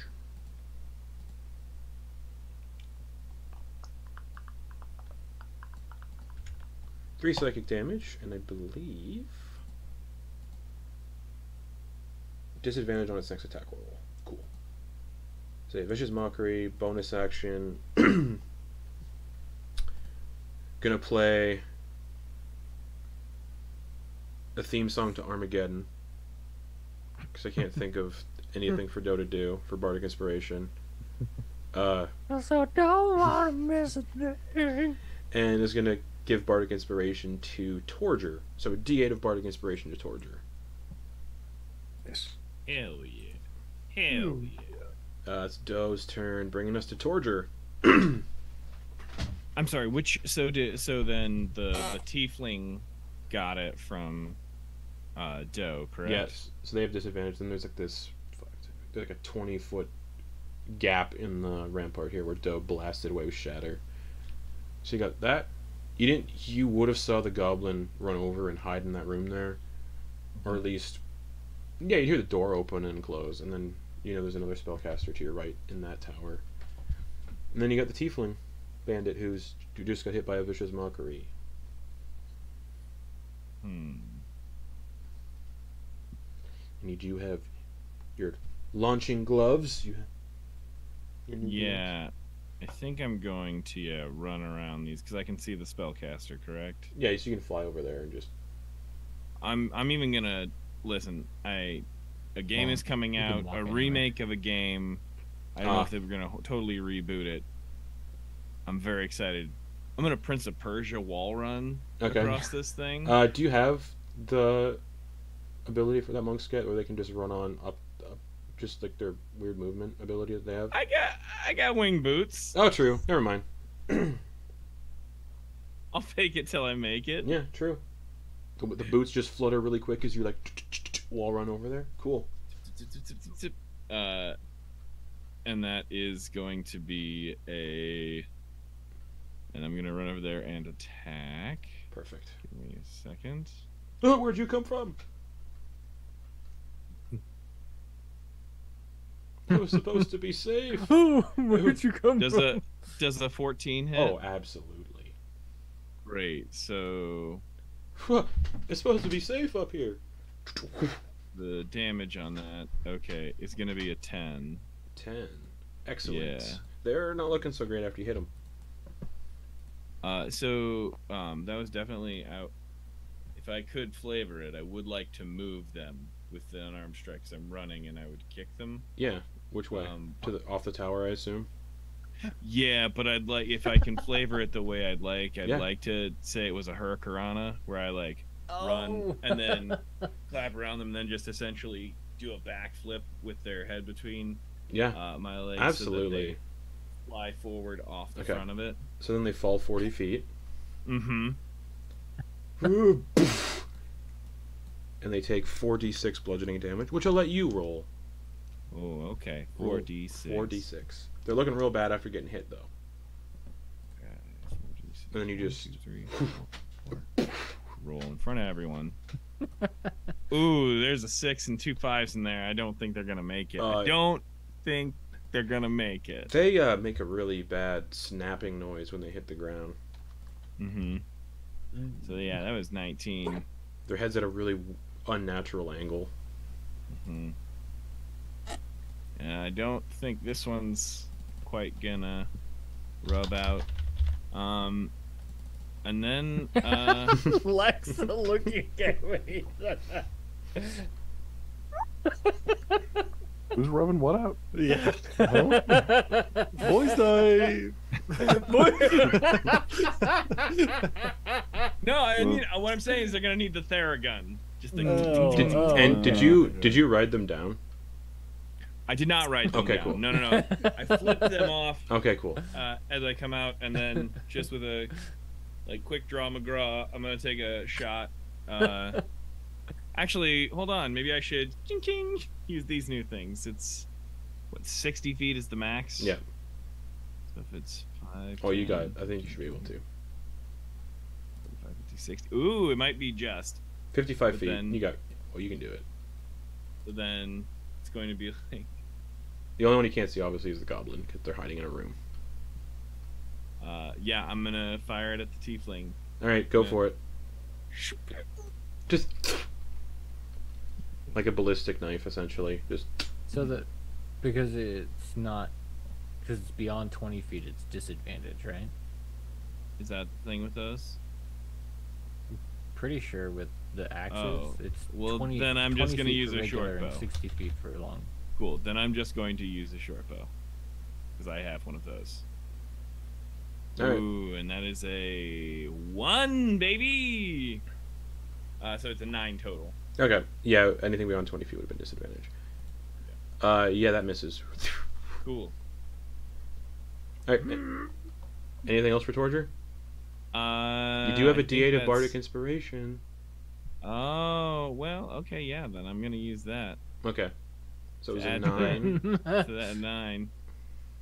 Oh, that is a max roll. So that is a 17. So that hits then. So then, then it's Nice. flying off and just a little puts it back on. Perfect. Yeah, roll damage then. Right. That's 5 plus 5, 10 damage. Perfect. They die. Where does this Yep. arrow hit them? Oh, I mean, just probably. Oh, good. Let's say this one was quick and it hits him through the eye. Perfect. So then it's just Hits him okay, in the lights eye. out. Their body stumbles Lights out. backwards and falls off the ramparts. Yeah, that's a quick. That's quick. They say, You say- "Oh, my good eye," and they Oh no, no! Let go. Go towards the light. and then they Don't fall. linger. Yeah, they die. Anything else, Please Torger? don't linger. I don't You think have So I'm gonna go back onto the main wall Okay. just to post up there because I got Perfect. 40 feet of movement, so I'm gonna go back. Hopper's gonna hold their action to shoot crossbow and whatever they need to do with the. I know, hold their action to shoot the crossbow. You can't hold bonus actions. Yep, Mhm. do that just in case they see the other one. Lionel.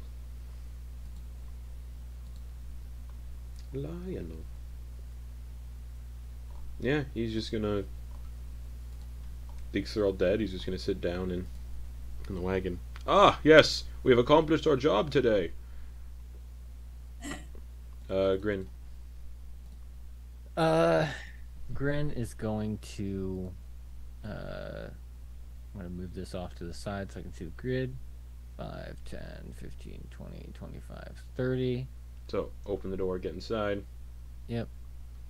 And I'm going to do a booming blade attack. Okay.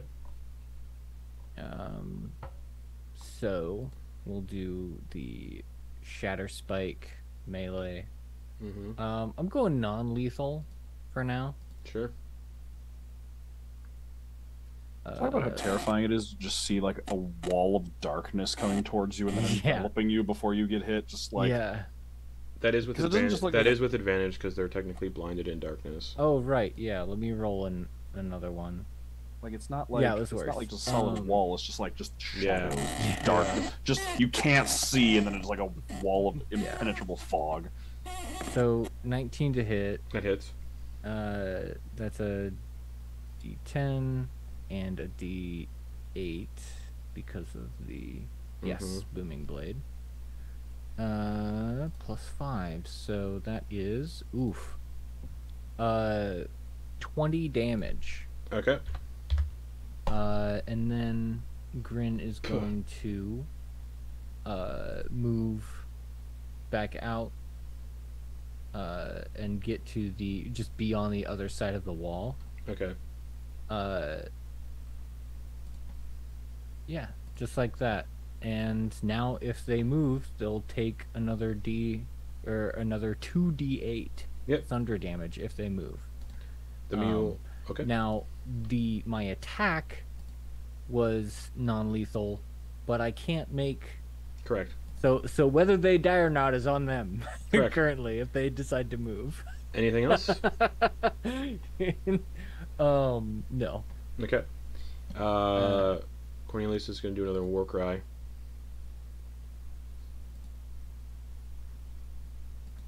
Boom, boom, boom, boom. These are all dead. I forgot to delete a dead bandit. Oh, they're dead. Okay. Vonkar. I can't see the one that's left. Absolutely. So, Vonkar is gonna move right up to the gates and just start basically just gonna rip the gates down. All right. Just try to damage them. Athletics check or attack rolls, up your choice. I was just gonna. I mean, basically what I'm thinking is because he put the hole through it, is he's basically just reaching through the hole and just ripping chunks off. Okay. But I'll just roll attacks and damage. Go for it. Nice. Okay, so first one is it's 14 hit the gate. Yeah. Okay. The second one is does an 11 hit the gate? No. Like you punch it, but you just one. not a good impact. Yeah, it's okay. So that is gonna be alright. 7 plus a d4 plus a d6. Roll above. So 7 plus 8 for 15 damage to the gate. The gate just splinters. So that first punch just bam, just pops it open. And now you can see into their shitty camp. 2, 3, 4, 5, 6. He's in the tunnel. He's not on top. Okay. Just looking around. All right, Antyr. Turn. Antyr. Okay. I walk over and start rummaging through the ogre's packs. Oh, the ogre's pack. Okay. Yep. So that's your action then, to loot the ogre. Yep. Okay. You find 660 gold pieces in a coin purse. Ooh. Wow. Leek's looking after us after all. You also find some love poems that he wrote, written in giant. Oh. You can tell they're love poems by the way that the parchment looks. And then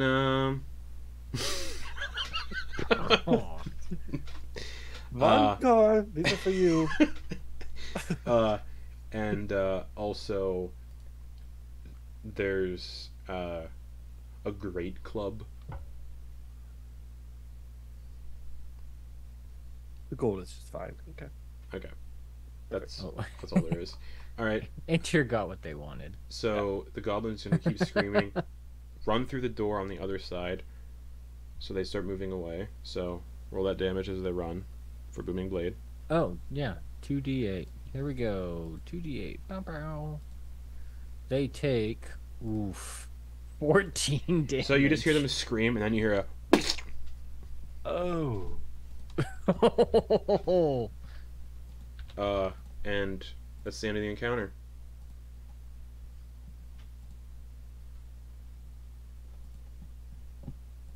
You guys wait for a minute. You don't hear anything else running around. You do hear a goblin scream, and then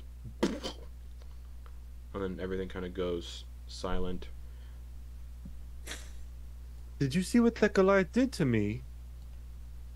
No, what they'll do. That The thing get blasted. I think they were trying to turn against their compatriots. Insight check. Yeah, Antyr, deception or persuasion, your choice. Don't tell which. I wonder. And I saw you pull out like that staff that turned into a saw. Yeah, the staff is at the 15.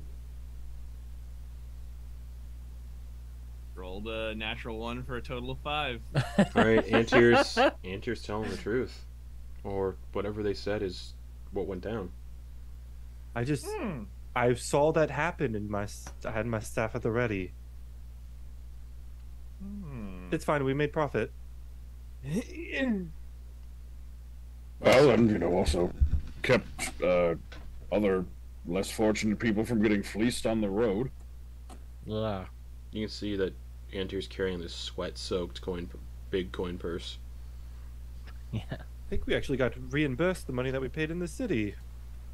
Do you think we should distribute this out? Should we keep this, or should we give it to people less fortunate? We should finish looking over all of the bandits, all the battles and stuff.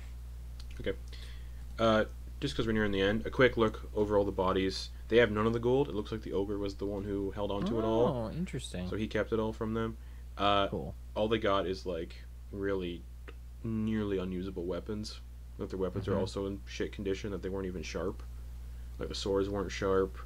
Any of their arrows were kind of blunted a little bit. Still would have hurt. Still could have killed you, but it's bad condition. That's all they really got. The ogre had a bunch of money, and that's it. And his love poems. But yeah, you all can dig through the campsite. Take the ogre's money if you wish. Everybody gets 110 gold if that's the plan. Yeah, sure. I'll just add 110 right now. Distribute that out. Well, that's we'll end the session for the week. Everybody getting 110 gold and having annihilated this bandit camp. Mm-hmm. No more toll roads.